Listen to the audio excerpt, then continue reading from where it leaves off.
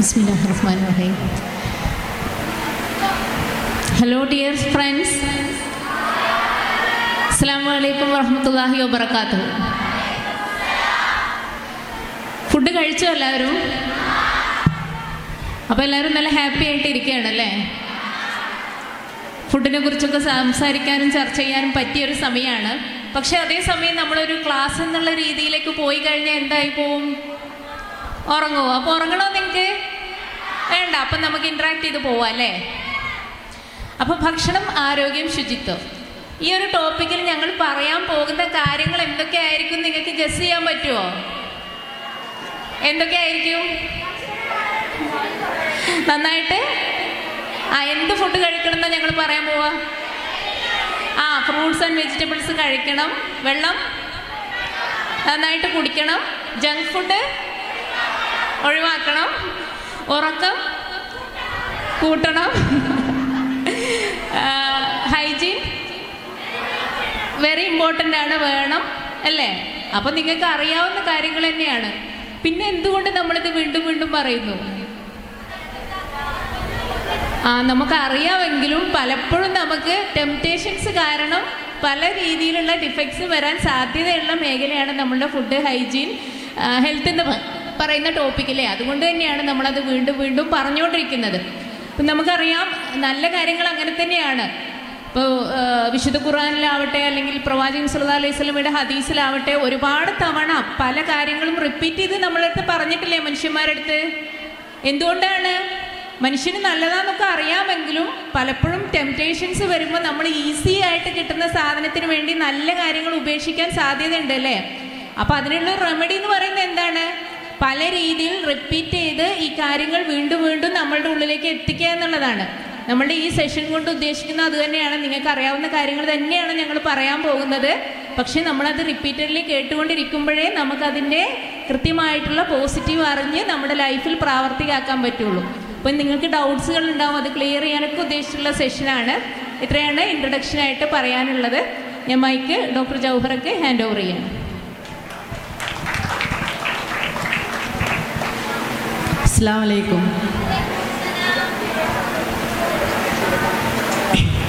നിങ്ങളെല്ലാവരും ഒരു അഡോളസൻസ് അല്ലേ, കൗമാരക്കാരല്ലേ? നമുക്ക് ആരോഗ്യകരമായ ഒരു ജീവിത ശൈലി, healthy habits, healthy life style നമ്മൾ എന്താ പറയുക ശീലമാക്കേണ്ടത് ഒരു നിർണായക ഒരു കാലഘട്ടമാണ് കൗമാരപ്രായം. ഈ ഒരു പ്രായത്തിലാണ് നമ്മൾ ഈ ഒരു ആരോഗ്യകരമായിട്ടുള്ള ഒരു ജീവിതശീലങ്ങൾ നമ്മൾ വളർത്തിക്കൊണ്ടുവരേണ്ടത്. കാരണം എന്ന് പറഞ്ഞു കഴിഞ്ഞാൽ നിങ്ങൾ ഈ ഒരു പ്രായത്തിൽ ഹെൽത്തിനെ കുറിച്ചിട്ട്, ആരോഗ്യത്തെക്കുറിച്ചിട്ട്, ഹെൽത്തി ഫുഡ് ഹാബിറ്റ്സിനെ കുറിച്ചിട്ടൊക്കെ ഒരു വ്യക്തമായ ധാരണ നിങ്ങളിൽ ഉണ്ടാക്കുമ്പോൾ നിങ്ങൾക്കത് ഭാവിയിലും നിങ്ങളെ അങ്ങോട്ടുള്ള ജീവിതത്തിലും അതെന്ത് ചെയ്യും, ഒരു ഹെൽത്തി ലിവിങ് സ്റ്റാറ്റസ് മെയിൻറ്റെയിൻ ചെയ്ത് കൊണ്ടുപോകാൻ സാധിക്കും അല്ലേ? അപ്പോൾ നിങ്ങളെ ഒരു പ്രായം, അഡോളസൻസ് സ്റ്റേജ് എന്ന് പറയുന്നത് ഒരു ട്രാൻസിഷൻ പീരിയഡാണ്. മെൻ്റലി, ഫിസിക്കലി, അതുപോലെ ഇമോഷണലി ഒരുപാട് വ്യത്യാസങ്ങൾ, ഒരുപാട് വളർച്ചകളൊക്കെ സംഭവിക്കുന്ന ഒരു പ്രായമാണ് അല്ലേ? ഗ്രോത്ത് സ്പേർട്സ്, പെട്ടെന്നുള്ള വളർച്ച സംഭവിക്കുന്നൊരു പ്രായമാണ്. ഹോർമോണൽ ഫ്ലക്ച്വേഷൻസ് അതിൻ്റെയൊക്കെ ഭാഗമായിട്ട് നിങ്ങൾക്ക് മെൻ്റലി സ്ട്രെസ്സ് അതുപോലുള്ള ചില ആശങ്കകളിലൂടെയൊക്കെ കടന്നു പോകുന്നൊരു ഘട്ടമാണ്. അപ്പോൾ നേരത്തെ പറഞ്ഞു ഗ്രോത്ത് സ്പേർട്സ്, പെട്ടെന്ന് നമ്മളെന്ത് ചെയ്യുന്നു, വളർന്നു അല്ലേ? ശാരീരികമായിട്ടും മാനസികമായിട്ടും കുറച്ച് ചേഞ്ചസുകളൊക്കെ വരുന്നുണ്ട് അല്ലേ? അപ്പോൾ ഹൈറ്റ് കൂടുന്നൊരു സമയമാണ്.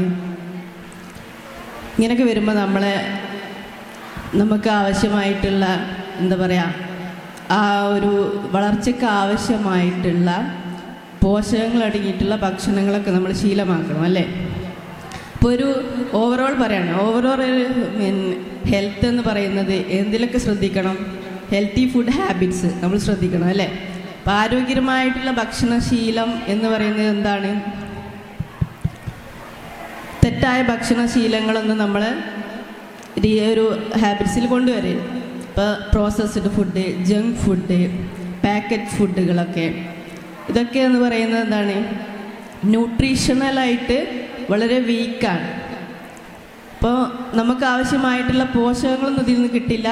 കൂടുതൽ ഹൈ ഷുഗർ ആയിരിക്കാം, ഹൈ ഹൈ ആയിട്ടുള്ള ഫാറ്റുകൾ കണ്ടൻ്റ് ആയിരിക്കാം. ഇതൊക്കെ നമുക്ക് അനാരോഗ്യകരമായിട്ട് നമ്മളിത് ബാധിക്കും അല്ലേ. അപ്പോൾ ഒരു ഹെൽത്തി നിങ്ങളെ ഈ ഒരു പ്രായത്തിൽ നിങ്ങളെ വളർച്ചയ്ക്കും ഗ്രോത്ത് ആൻഡ് ഡെവലപ്മെൻറ്റ് നടക്കുന്നൊരു പ്രായമാണ്. അതായത് വളർച്ച എത്രത്തോളം നടക്കാൻ പറ്റുന്നു അത്രത്തോളം ഈ പ്രായത്തിലാണ് നടക്കുന്നത്. ഇപ്പോൾ ചെറിയൊരു കുട്ടി പെട്ടെന്ന് വളരുന്നുണ്ട്, ഒരു 2 വയസ്സ് വരെ പെട്ടെന്ന് വളർച്ച വെക്കുന്നത് നമ്മൾ കാണാറുണ്ട്. അത്രത്തോളം വളർച്ച പിന്നീട് വെക്കുന്നത് ഈ ഒരു അഡോളസൻസ് പീരീഡിലാണ്, കൗമാരപ്രായത്തിലാണ്. അപ്പോൾ നമുക്ക് അത്രയ്ക്കും എന്താവശ്യമാണ്, ഗ്രോത്ത് ആൻഡ് ഡെവലപ്മെൻറ്റിന് ആവശ്യമായിട്ടുള്ള ന്യൂട്രീഷ്യസ് ഫുഡാണ് നമ്മൾ കഴിക്കേണ്ടത്. ഇപ്പം നമ്മൾ ഉദാഹരണത്തിന് നമ്മൾ ഒരു ഹെൽത്തി ഫുഡ് ഹാബിറ്റ്സ് അല്ല നമ്മൾ ഫോളോ ചെയ്യുന്നില്ലെങ്കിൽ നമ്മളിൽ ഉണ്ടാകുന്ന എന്തൊക്കെയായിരിക്കാം, വളർച്ചക്കുറവ് സംഭവിക്കും അല്ലേ. ഹൈറ്റ് വെക്കുന്നതിലൊരു മുരടിപ്പ് പോലെ തോന്നാം. അതുപോലെ തന്നെ ബ്രെയിൻ ഡെവലപ്മെൻറ്റിന്, അതുപോലെ തന്നെ നിങ്ങളൊരു പഠിക്കുന്ന പ്രായമായതുകൊണ്ട് തന്നെ പഠനത്തിൽ ശ്രദ്ധക്കുറവ്, ഓർമ്മക്കുറവ്, അങ്ങനെ കുറച്ച് കാര്യങ്ങളൊക്കെ ബുദ്ധിമുട്ടുകളുണ്ടാവും. അപ്പോൾ ഒരു ബാലൻസ്ഡ് ഡയറ്റായിട്ടാണ് നമ്മൾ എന്ത് ചെയ്യുന്നത്, കഴിക്കേണ്ടത്. എല്ലാ ഭക്ഷണങ്ങളും കൃത്യമായ അളവിലും അനുബോധത്തിലും അതിൽ പോഷകങ്ങൾ അടങ്ങിയിരിക്കുന്ന ഭക്ഷണങ്ങളാണ് ബാലൻസ്ഡ് ഡയറ്റ് എന്ന് പറയുന്നത്. അതോടൊപ്പം നമുക്ക് എന്ത് വേണം, ഉറക്കം, ശരിയായിട്ടുള്ള ഉറക്കം വേണം. പിന്നെ മൂന്നാമത് നമുക്ക് എന്ത് വേണം, ഫിസിക്കൽ ആക്ടിവിറ്റീസ് അല്ലേ, ശരീര വ്യായാമങ്ങൾ. ഒരു 30 മിനിറ്റ് മുതൽ 60 മിനിറ്റ് വരെയെങ്കിലും നമ്മൾ എന്ത് ചെയ്യണം, വ്യായാമം ചെയ്യണം. അതുപോലെ സ്ട്രെസ്സ്, നമുക്ക് ഈ ഒരു പ്രായം എന്ന് പറയുന്നത് മെൻ്റലി ഒരുപാട് ചേഞ്ചസ് വരുന്നൊരു പ്രായമാണ്. അപ്പോൾ ഒട്ടനവധി മാനസിക സംഘർഷങ്ങൾ കൂടെ പോകുന്നവരുണ്ടാവും. അതായത് ഈ ഒരു വളർച്ചയുടെ കാലമായ ആർത്തവ പ്രശ്നങ്ങൾ, ആർത്തവ വേദന, ആ സമയത്തൊക്കെ ഉണ്ടാകുന്ന മൂഡ് സ്വിങ്സ്, അതുപോലെ അക്കാദമിക് പ്രഷറുകൾ, നിങ്ങളെ സ്കൂളുകളിലുള്ള പഠനത്തിൻ്റേതായിട്ടുള്ള കുറച്ച് കാര്യങ്ങളുണ്ടാവാം.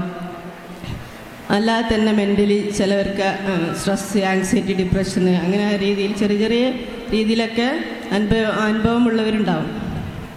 അപ്പോൾ എല്ലാവർക്കും ഈ ഒരു ബുദ്ധിമുട്ടുകൾ ഉണ്ടായിക്കൊള്ളണമെന്നില്ല. എന്നാലും നമ്മുടെ എന്താ പറയുക, പാരൻസ്, ടീച്ചേഴ്സിൻ്റെ, സുഹൃത്തുക്കളുടെയൊക്കെ സപ്പോർട്ട് കാരണം നമുക്ക് ഇത്തരം കാര്യങ്ങളിൽ നിന്നൊക്കെ നമുക്ക് പോവാം. അപ്പോൾ ഒരു മെൻ്റൽ ഹെൽത്ത് നമുക്ക് ഉണ്ടാക്കിയെടുക്കണമെങ്കിൽ അത്തരം സ്ട്രെസ് മാനേജ് ചെയ്യുന്ന രീതിയിലുള്ള യോഗ, റിലാക്സേഷൻ ടെക്നിക്സുകൾ, പ്രാണായാമം, മെഡിറ്റേഷൻ പോലുള്ളവ പ്രാക്ടീസ് ചെയ്യുന്നത് ശീലമാക്കുക. ഉറക്കം ഞാൻ പറഞ്ഞു, പ്രോപ്പറായിട്ടുള്ള ഉറക്കം കിട്ടൽ അതും വളരെ ഇമ്പോർട്ടൻ്റ് ആണ്. അതോടൊപ്പം നമുക്ക് ഒരു ഹെൽത്തി റിലേഷൻഷിപ്പ് അല്ലേ, ഒരു എന്താ പറയുക, നമ്മളെ ഒരു ഹെൽത്തിൻ്റെ ഒരു ഡെഫിനിഷൻ എന്ന് പറയുമ്പോൾ കംപ്ലീറ്റ് എന്താണ്, mental, physical and social wellbeing ആണ് അല്ലേ, അല്ലാതെ ഒരു രോഗമില്ലാത്തൊരവസ്ഥയല്ല. അപ്പോൾ നമുക്കൊരു ഇത് മെൻ്റൽ, ഫിസിക്കൽ, സോഷ്യൽ വെൽബീയിങ് മൂന്നും ഇൻ്റർ കണക്റ്റഡ് ആണ്, ഈക്വലി ഇമ്പോർട്ടൻ്റ് ആണ്. അപ്പോൾ മെൻ്റലി വളരെ ഹെൽത്തി ആയിട്ടുള്ള ഒരാൾക്ക് എന്താ ഉണ്ടാവുള്ളൂ, സുഹൃത്തുക്കൾ ഉണ്ടാവുള്ളൂ, നമുക്ക് മറ്റുള്ളവരോട് സംസാരിക്കാൻ ഒരു ഹെൽത്തി റിലേഷൻഷിപ്പ് കീപ്പ് ചെയ്യാൻ പറ്റുള്ളൂ. അപ്പോൾ എല്ലാം അങ്ങോട്ടും ഇങ്ങോട്ടും കണക്റ്റഡ് ആണ്. അപ്പം എന്ത് ചെയ്യുക, ഒരു ഹെൽത്തി ഫുഡ് ഹാബിറ്റ്സ് നമ്മളിൽ ഉണ്ടാക്കിയെടുക്കണം. അതുപോലെ തന്നെ വ്യായാമം ശീലമാക്കണം, നല്ല ഉറക്കം, അതുപോലെ മെൻ്റൽ സ്ട്രെസ്സ്, മെൻ്റൽ ഹെൽത്തിനെ സപ്പോർട്ട് ചെയ്യുന്ന രീതിയിലുള്ള യോഗ പോലുള്ള മെഡിറ്റേഷൻസ്, ബ്രീത്തിങ് ടെക്നിക്സുകൾ, പ്രാണായാമം, ഇതൊക്കെ നമ്മൾ ശീലമാക്കേണ്ടത് വളരെ അനിവാര്യമാണ്.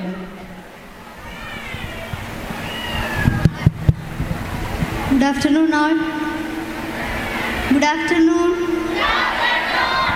നിങ്ങൾ ഇല്ലേ ഭയങ്കര ഉറങ്ങാൻ പാടില്ല കേട്ടോ. അതായത് ഇപ്പം നമുക്ക് 3 ഡോക്ടേഴ്സിനെ കിട്ടിയിരിക്കാം മുന്നിൽ. മീൻസ് ഞാൻ പൊട്ടെ, ബാക്കി 2 ഡോക്ടേഴ്സ് എന്ന് പറഞ്ഞാൽ ഭയങ്കര എക്സ്പേർട്ടായിട്ടുള്ള ആൾക്കാരാണ്. അപ്പോൾ ഈ സമയങ്ങൾ പരമാവധി യൂട്ടിലൈസ് ചെയ്യണം. ഇപ്പം നമ്മൾ ടീച്ചേഴ്സിനെ പറ്റിയൊക്കെ പറയൂലേ, ഒരു സ്പോഞ്ച് കിട്ടിയിട്ട് അതിൽ വെള്ളം എങ്ങനെയൊക്കെ സ്ക്യൂസ് ചെയ്യാൻ പറ്റുമോ അങ്ങനെ സ്ക്യൂസ് ചെയ്യണം. അതായത് നിങ്ങൾക്ക് എന്ത് ഡൗട്ട്സ് ഉണ്ടെങ്കിലും നമ്മൾ ടോപ്പിക്ക് അറിയാലോ, എന്താണ് ടോപ്പിക്ക്, എന്താ. അപ്പം ഈ ടോപ്പിക്കിൽ ഇനി ഈ സെഷൻ കഴിയുമ്പോൾ യാതൊരുവിധ ഡൗട്ടും ഉണ്ടാവാൻ പാടില്ല. ഓക്കെ അല്ലേ? അപ്പം എല്ലാവരും സെറ്റായിട്ടിരിക്കുക, ഉഷാറല്ലേ? അപ്പം ഫുഡ്, ഹെൽത്ത്, ഹൈജീൻ ഇപ്പം നമ്മൾ കോമൺ ആയിട്ട് എല്ലാ ദിവസവും ഇപ്പം നമ്മൾ ഇപ്പോൾ ഒരു അങ്ങാടി പോയി നോക്കുകയാണെങ്കിൽ അവിടെ ഒരു ന്യൂട്രിക് സെൻറ്റർ ഉണ്ടാവും, അല്ലെങ്കിൽ ഓൺലൈനായിട്ട് കുറേ പ്ലാറ്റ്ഫോംസ് ഉണ്ട് ന്യൂട്രീഷൻ നോക്കാൻ. ഇപ്പോൾ പേഴ്സണൽ ഡോക്ടേഴ്സിനെ വെച്ച് ന്യൂട്രീഷൻ നോക്കുന്ന ആൾക്കാരുണ്ട്. അപ്പോൾ പണ്ടൊക്കെ എന്ന് പറഞ്ഞാൽ ഇപ്പോൾ എന്തെങ്കിലും അതായത് സ്പോർട്സ് പേഴ്സൺസ് അല്ലെങ്കിൽ ഫിലിമിൽ വർക്ക് ചെയ്യുന്ന ആക്ടേഴ്സൊക്കെയാണ് ഒരു പേഴ്സണൽ ഡോക്ടറെ വെച്ചിട്ട് ഓരോ ഫിസിക്കൽ സംഭവങ്ങൾ, ഹൈറ്റ് വെയിറ്റ് കൂടുന്നുണ്ടോ അല്ലെങ്കിൽ എന്താണ് ഓരോ ഹെൽത്ത് കണ്ടീഷൻസ്, ഏത് ഫുഡ് കഴിക്കണം എന്നുള്ളതൊക്കെ നോക്കല്ലേ. അപ്പം അങ്ങനെയല്ല, അപ്പം ഇത് കോമൺ ആണ് അല്ലേ. ഏത് സാധാരണക്കാരും ഇപ്പോൾ പേടിയാണ്, ഷുഗർ വരുമോ പ്രഷർ വരുമോ, മരുന്ന് കഴിച്ചു തുടങ്ങിയാൽ കാലാകാലം കഴിക്കേണ്ടി വരും എന്ന് പറയണു. അപ്പം ആ ബേജാറൊക്കെ വെച്ചിട്ട് എന്ത് ചെയ്യാണ്, എല്ലാവരും ഇപ്പോഴേ നോക്കുകയാണ് ഞാൻ കഴിക്കണ ഫുഡ് ആപ്റ്റാണോ നല്ലതാണോ. അപ്പം നമ്മൾ മാത്രം അതിന് മാറി നിൽക്കാൻ പറ്റുമോ? ഇല്ലല്ലോ. അപ്പം എല്ലാവരും ഇനി ഈ സെഷൻ കഴിഞ്ഞത് മുതൽ കഴിക്കണ ഫുഡ് എന്താവണം, നല്ലതാവണം. അത് എല്ലാവരും പറയും ഹെൽത്തി ഹാബിറ്റ് അല്ലെങ്കിൽ ഹെൽത്തി ഫുഡ് കഴിക്കുക, പോഷക ഗുണങ്ങൾ ആഹാരങ്ങൾ കഴിക്കുക എന്നൊക്കെ. എന്താണ് ശരിക്കും ഇതുകൊണ്ട് ഉദ്ദേശിക്കുന്നത്? എന്താണ് ഈ സമീകൃത ആഹാരം അല്ലെങ്കിൽ എല്ലാ ന്യൂട്രിയൻസും അടങ്ങിയ ഫുഡ് എന്നൊക്കെ പറയുന്നത്? എന്താ അറിയോ? ആരെങ്കിലും അരങ്ങി എണീറ്റെന്ന് പറഞ്ഞോട്ടോ. എന്നാൽ ഞാൻ പറയട്ടെ, സാധാരണഗതിയിൽ നിങ്ങൾ ഫുഡ് കഴിക്കുമ്പം ഒരു പ്ലേറ്റിൽ എന്താ ഏറ്റവും കൂടുതൽ ഉണ്ടാവുക? ചോറ് അല്ലേ, പിന്നെ ചപ്പാത്തി, കറി. ഓക്കെ, പിന്നെ എന്ത് കറിയാണ് ഏറ്റവും ഇഷ്ടം, അല്ലെങ്കിൽ എന്ത് കൂട്ടാനാണ് ഏറ്റവും ഇഷ്ടം? മമ്പയർ. പിന്നെ അപ്പം എന്തെങ്കിലും ഒന്നുണ്ടെങ്കിൽ ഇപ്പം നമ്മൾ സാധാരണഗതിയിൽ നമ്മൾ എന്ത് ചെയ്യുക, ഒരു വലിയ പ്ലേറ്റ് എടുക്കും, അതിൽ പകുതി അല്ലെങ്കിൽ മുക്കാൽ ഭാഗം ചോറ് ഉണ്ടാകും, പിന്നെ സൈഡിൽ കുറച്ച് ഉപ്പേരിയോ കറിയോ എന്തെങ്കിലും ഉണ്ടാവും. പിന്നെ നമ്മൾ ഹോസ്റ്റലിൽ നിൽക്കുന്ന ആൾക്കാർ മിക്കവാറും പ്രശ്നം, ഞാനൊക്കെ ഹോസ്റ്റലിൽ നിന്നപ്പോൾ ഉള്ളൊരു സ്വഭാവം എന്ന് പറയുന്നത് ചിക്കൻ ഉണ്ടെങ്കിൽ അന്ന് നല്ലോണം ഭക്ഷണം കഴിക്കും, ചിക്കൻ ഇല്ല വെജിറ്റബിൾസ് മാത്രമാണെങ്കിൽ ചിലപ്പോൾ ഭക്ഷണം കഴിക്കാൻ മടിയാവൂലേ. പ്രത്യേകിച്ച് നമ്മളെ വീട്ടിൽ ഉണ്ടാക്കാത്തൊരു ഫുഡാണ് ഹോസ്റ്റലിൽ വന്ന് കഴിക്കുമ്പോൾ ഒരു മടി അല്ലേ. അപ്പം ശരിക്കും നമ്മൾ എന്ത് ചെയ്യണം, നമ്മൾ അറിയണം ചിക്കൻ മാത്രം കഴിച്ചാൽ മതിയോ, അല്ലെങ്കിൽ ചിക്കൻ കഴിക്കണം കേട്ടോ. എന്തായാലും ചിക്കൻ നമ്മൾ ഒരിക്കലും ഒഴിവാക്കേണ്ട സാധനമല്ല. പക്ഷേ ഒരു പ്ലേറ്റ് എടുക്കുമ്പോൾ നമ്മൾ സാധാരണഗതിയിൽ ഒരു ഐഡിയൽ പ്ലേറ്റ് എന്നൊക്കെ പറയുന്നത് 1/4 ഭാഗം കാർബോഹൈഡ്രേറ്റ്, അതായത് ചോറ്, അന്നജമായിട്ടുള്ള ഫുഡ് ഉണ്ടാവണം. ഈ കാർബോഹൈഡ്രേറ്റ് എന്ന് പറഞ്ഞാൽ ചോറാവാം, ചപ്പാത്തി ആവാം, അങ്ങനെ എന്തായാലും, അതായത് ചെറിയ ധാന്യങ്ങളുള്ള എന്ത് സാധനമായാലും നമ്മളതിന് കാർബോഹൈഡ്രേറ്റ് എന്ന് പറയും. പിന്നെ എന്ന് പറയുന്നത് ഒരു 25%, ഒരു 1/4 ഭാഗം പ്രോട്ടീൻ ഉണ്ടാവണം. പ്രോട്ടീൻ നിങ്ങൾക്ക് അറിയുണ്ടാവും, ചിക്കൻ, മീൻ, ബീഫ്, അങ്ങനെ എന്ത് സാധനം. അതേപോലെ തന്നെ നമ്മൾ പൾസസ് ആയിട്ടുള്ള കടല, ചെറുപയർ, അങ്ങനത്തെ സംഭവങ്ങൾ അതുണ്ടാവണം. പിന്നെ ഒരു പകുതി ഭാഗം എന്താവണം, വെജിറ്റബിൾസും ഫ്രൂട്ട്സും ആവണം. പലപ്പോഴും നമുക്ക് അത് കഴിക്കാനാണ് വലിയ മടി അല്ലേ. എന്താ ഇത്ര ദേഷ്യം തോന്നാൻ ഇതിനോട്? പച്ചക്കറി കഴിക്കാൻ ടേസ്റ്റ് ഇല്ലാത്തതുകൊണ്ടാ? ഇവിടുത്തെ ഫുഡ് ടേസ്റ്റ് ഇല്ലാതെ വീട്ടിൽ നിങ്ങൾ പച്ചക്കറി കഴിക്കുമോ? ഇവിടുത്തെ ഫുഡ് മാത്രമാണ് പ്രശ്നം? അല്ല, വീട്ടിലായാലും ഇങ്ങനെ തന്നെ. അപ്പം കുറച്ച് ടേസ്റ്റ് ഉണ്ടാവും, ചിക്കൻ്റെ അത്ര ടേസ്റ്റ് നിങ്ങൾക്ക് ചിലപ്പോൾ തോന്നാത്തതുണ്ടാവും. ഒന്ന് കഴിച്ച് നോക്കുക കേട്ടോ ഇനി മുതൽ പച്ചക്കറിയൊക്കെ കിട്ടുമ്പോൾ. അതായത് നമ്മൾ ഈ കാർബോഹൈഡ്രേറ്റ് കഴിക്കണേ എന്തിനാണെന്നറിയോ നിങ്ങൾക്ക്? എനർജി കിട്ടാനല്ലേ. അപ്പം നമ്മൾ ഇപ്പോൾ പറയും എല്ലാവരും ലൈഫ് സ്റ്റൈൽ ഡിസീസാണെന്ന് പറയും. അപ്പം നമുക്ക് നോക്കാം, പണ്ട് കാലത്തും ഈ കാലത്തും ലൈഫ് സ്റ്റൈൽ ഡിസീസസ് കൂടി. അതിൻ്റെ കാരണം എന്താ അറിയോ? പണ്ട് കാലത്ത് പണിയെടുത്തതിന് പണിയല്ല ഈ കാലത്ത് നമ്മൾ എടുക്കുന്നത്. പക്ഷേ കഴിക്കണ ഭക്ഷണം ഏകദേശം സെയിമാണ്. ഞാൻ ഉദ്ദേശിച്ചത് ജങ്ക് ഫുഡ്സ് അല്ല, അങ്ങനത്തെ ഫുഡല്ല. അല്ലാതെ സാധാരണഗതിയിൽ നമ്മൾ വീട്ടിലുണ്ടാക്കുന്നത്. അവരന്ന് കഴിച്ചതിന് കഞ്ഞിയും അതേപോലെ തന്നെ ആ ചോറൊക്കെ തന്നെ നമ്മളിപ്പോഴും കഴിക്കണത്. പക്ഷെ ഓരെടുക്കണ പണി നമ്മൾ എടുക്കണുണ്ടോ? ഇല്ല. അവിടെയാണ് നമ്മളെ പ്രശ്നം. അപ്പം നമ്മൾ ഒരാൾ എത്ര കലോറി എടുക്കണം ഒരു ദിവസം എന്നറിയോ? ഒരു 2000 കലോറി വരെ ഒരാൾ, അതായത് നിങ്ങളെ ഏജിലുള്ള ഒരാൾ ഒരു 2000 കലോറി വരെ ദിവസം എടുക്കണം. നമ്മളിപ്പോൾ ഫുഡ് കഴിക്കുമ്പോൾ കുറേ ഫുഡ് കഴിച്ചു കഴിഞ്ഞാൽ, ഇപ്പം കാർബോഹൈഡ്രേറ്റ് ഒക്കെ നമ്മൾ കുറേ എടുത്ത് അതിന് അനുസരിച്ചുള്ള അല്ലെങ്കിൽ പ്രോട്ടീനോ അല്ലെങ്കിൽ വെജിറ്റബിൾസുള്ള വൈറ്റമിൻസോ മിനറൽസോ നമ്മൾ എടുത്തില്ല. അങ്ങനെ ആകുമ്പം ഈ കാർബോഹൈഡ്രേറ്റ് നമ്മളെ ബോഡിയിൽ കൂടി നിൽക്കുക ചെയ്തത്, അത് അക്യുമുലേറ്റ് ചെയ്യും. എന്നിട്ട് അതാണ് ഈ നമ്മൾ ഡയബറ്റീസും അതേപോലെ തന്നെ കൊളസ്ട്രോളൊക്കെ ഉള്ള അസുഖങ്ങളിലേക്ക് നയിക്കുന്നത്. അപ്പോൾ നമ്മൾ അത് മനസ്സിലാക്കാം.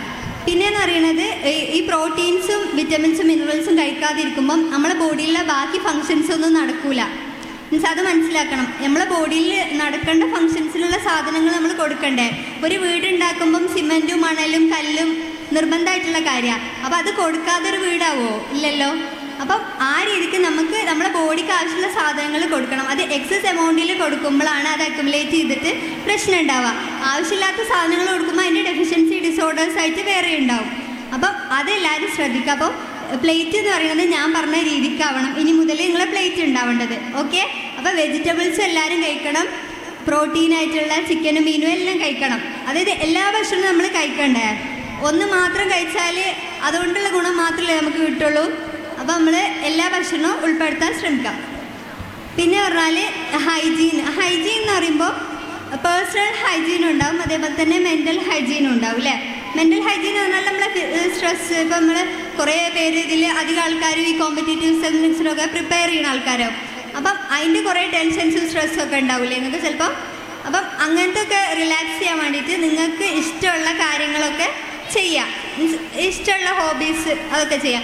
ഇപ്പം ഒരു സ്റ്റഡി പറയുന്നത് എന്താ വെച്ചാൽ നല്ല റിലേഷൻഷിപ്പാണ് ഏറ്റവും നല്ല സ്ട്രെസ് റിലീഫ് എന്ന് പറയും. അതായത് നമുക്ക് നല്ല ഫ്രണ്ട്സ് ഉണ്ടാവുക, അല്ലെങ്കിൽ നല്ല ഫാമിലീസ് ഒക്കെ ഉണ്ടാവുക. അപ്പോൾ അവരുടെ കൂടെ സമയം ചിലവഴിക്കുമ്പോൾ നമ്മളെ സ്ട്രെസ്സൊക്കെ കുറഞ്ഞു കിട്ടും അല്ലേ. അപ്പോൾ ഇങ്ങനത്തെ കാര്യങ്ങളൊക്കെ ശ്രദ്ധിക്കുക. പിന്നെ പേഴ്സണൽ ഹൈജീൻ എന്ന് പറയുമ്പോൾ എന്താ, പേഴ്സണൽ ഹൈജീൻ കൊണ്ട് എന്താ ഉദ്ദേശിക്കണേ? എന്താണ്? കുളിക്കുക മാത്രമല്ല എല്ലാ കാര്യങ്ങളും ശ്രദ്ധിക്കണം അല്ലേ. അപ്പം നല്ല ഫ്രഷ് ആയിട്ടിരിക്കാൻ, നമ്മളെപ്പോഴും ഫ്രഷ് ആയിട്ടിരിക്കാൻ നല്ല പേഴ്സണൽ ഹൈജീൻ വേണം. അപ്പോൾ മാത്രമേ നമുക്ക് വേറൊരാളെ മുന്നിൽ നല്ല രീതിക്ക് പ്രസൻറ്റ് ചെയ്യാൻ ഒരു കോൺഫിഡൻസ് ഒക്കെ വരുള്ളൂ അല്ലേ. അപ്പോൾ ഈ കാര്യങ്ങളൊക്കെ നിങ്ങൾ ശ്രദ്ധിക്കണം. അപ്പം ഇനി നമുക്ക് നഷോക്ക് എന്തൊക്കെയോ നമ്മളോട് ചോദിക്കാനുണ്ട്, നിങ്ങൾക്ക് എന്തൊക്കെയോ നമ്മളോട് ചോദിക്കാനുണ്ട്. അപ്പം അതിലേക്ക് കിടക്കാം അല്ലേ. റെഡിയല്ലേ?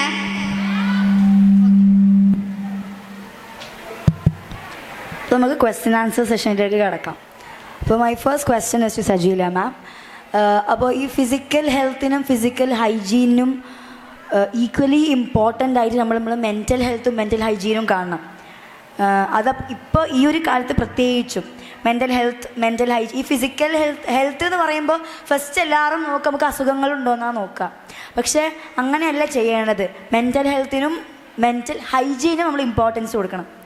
വിചാരിച്ച് ഡിപ്രഷനാന്ന് പറഞ്ഞാൽ സിക്ക് റൂം കിടക്കാൻ കഴിയില്ല. പക്ഷേ നമ്മൾ അതിനെതിരെ പ്രോപ്പർ റെമഡീസ് എടുക്കണം. അപ്പോൾ how to maintain a proper mental health or a mental hygiene?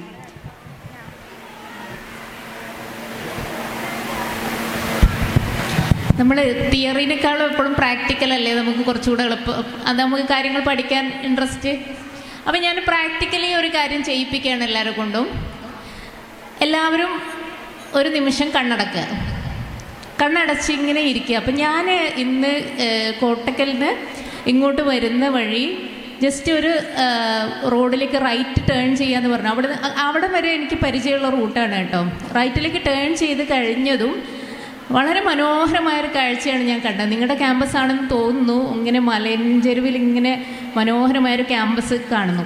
നിങ്ങളതുപോലെ നല്ലൊരു ഹിൽ സ്റ്റേഷനിലേക്ക് ടൂറ് പോവാണ്. ഇവിടുന്ന് വേറെ സ്ഥലത്തേക്ക് പോവാം. ടൂർ പോയിക്കോളൂ, നിങ്ങളുടെ സ്റ്റേഷൻ തന്നെയല്ല. അപ്പോൾ നിങ്ങളവിടെ നല്ല മനോഹരമായ കാഴ്ചകളൊക്കെ കണ്ട് നിങ്ങളൊരു വണ്ടിയിൽ പാട്ടൊക്കെ കേട്ട് നല്ല പ്രിയപ്പെട്ട ആൾക്കാരൊക്കെ നിങ്ങളുടെ കൂടെ ഉണ്ട്. എല്ലാവരും ഇങ്ങനെ ചിലപ്പോൾ നിങ്ങളുടെ ഫ്രണ്ട്സ് ആയിരിക്കാം, വീട്ടുകാരോ എന്തായിട്ട് നമ്മളൊരു ടൂർ പോവാണ്. അതൊന്ന് സങ്കല്പിക്കാൻ പറ്റുന്നുണ്ടോ? എന്തൊക്കെയാണ് കാണുന്നത്? നല്ല മലനിരകൾ കാണുന്നുണ്ടല്ലേ. എന്താ കളറ്? പച്ച, നീല. പിന്നെ ആകാശത്ത് മേഘങ്ങളുണ്ടോ? നല്ല കോടമഞ്ഞിങ്ങനെ വരുന്നുണ്ട് അല്ലേ. തണുപ്പ് ഫീൽ ചെയ്യുന്നുണ്ടോ? കാറ്റ് വീശുന്നുണ്ട്, നമ്മൾ പാട്ടൊക്കെ കേൾക്കുന്നുണ്ട് അല്ലേ. നല്ല രസമല്ലേ യാത്ര പോകാൻ? ഇനി കണ്ണു തുറക്കേ. അപ്പം നിങ്ങൾ എൻജോയ് ചെയ്തു അല്ലേ. അപ്പം നിങ്ങൾ വീട്ടിൽ പറയുകയാണ് ഉമ്മാൻ്റെ അടുത്ത്, ഉമ്മ ഞങ്ങൾ ഫ്രണ്ട്സ് എല്ലാവരും കൂടെ ഒരു ടൂറ് പോകുന്നുണ്ട്, ഇന്ന കാഴ്ചകളൊക്കെ കാണാനുണ്ടാവും. നമ്മളിപ്പോൾ അത് സങ്കല്പിക്കുകയല്ലേ. അപ്പം നിങ്ങളുടെ അടുത്ത് നിങ്ങളെ ഉമ്മ ചോദിക്കും 2-3 ചോദ്യങ്ങൾ അല്ലേ. അപ്പം അതിനുമുമ്പ് ഞാൻ നിങ്ങളുടെ അടുത്ത് 2-3 ചോദ്യങ്ങൾ ചോദിക്കട്ടെ. നിങ്ങളിപ്പോൾ ഈ യാത്രയ്ക്ക് ഇങ്ങനെ സങ്കല്പിച്ചില്ല, അതിനിടയിൽ ആരെങ്കിലും സങ്കല്പിച്ചോ ഞാനിപ്പോൾ ഈ പോകുന്ന വണ്ടിക്ക് കുറച്ച് കഴിയുമ്പോൾ എണ്ണ അടിക്കേണ്ടി വരുമല്ലോ, എൻ്റെ പൈസ ഉണ്ടോ, അങ്ങനെ ആലോചിച്ചോ? കുറച്ച് കഴിയുമ്പോൾ എനിക്ക് വിശക്കുമല്ലോ, ഫുഡ് കഴിക്കേണ്ടി വരും, അങ്ങനെ ആലോചിച്ചോ? പിന്നെ ഫുഡിനെ പറ്റി ആയതുകൊണ്ട് കുറച്ച് പേര് ആലോചിച്ചിട്ടുണ്ടാവില്ലേ. ഇതിവിടെ നല്ല താഴ്വരകൾ മാത്രമല്ല, വലിയ കൊക്ക ഉണ്ടല്ലോ, ഈ വണ്ടി എങ്ങാനും മറിഞ്ഞു പോകും, അങ്ങനെ ആലോചിച്ചോ? അധികം പേരും ആലോചിച്ചില്ല അല്ലേ? പക്ഷെ നിങ്ങളൊരു ട്രിപ്പ് പ്ലാൻ ചെയ്യുമ്പോൾ ഈ 3 ക്വസ്റ്റ്യൻസ് ചോദിക്കുന്ന ഒരാൾ വീട്ടിലുണ്ടോ?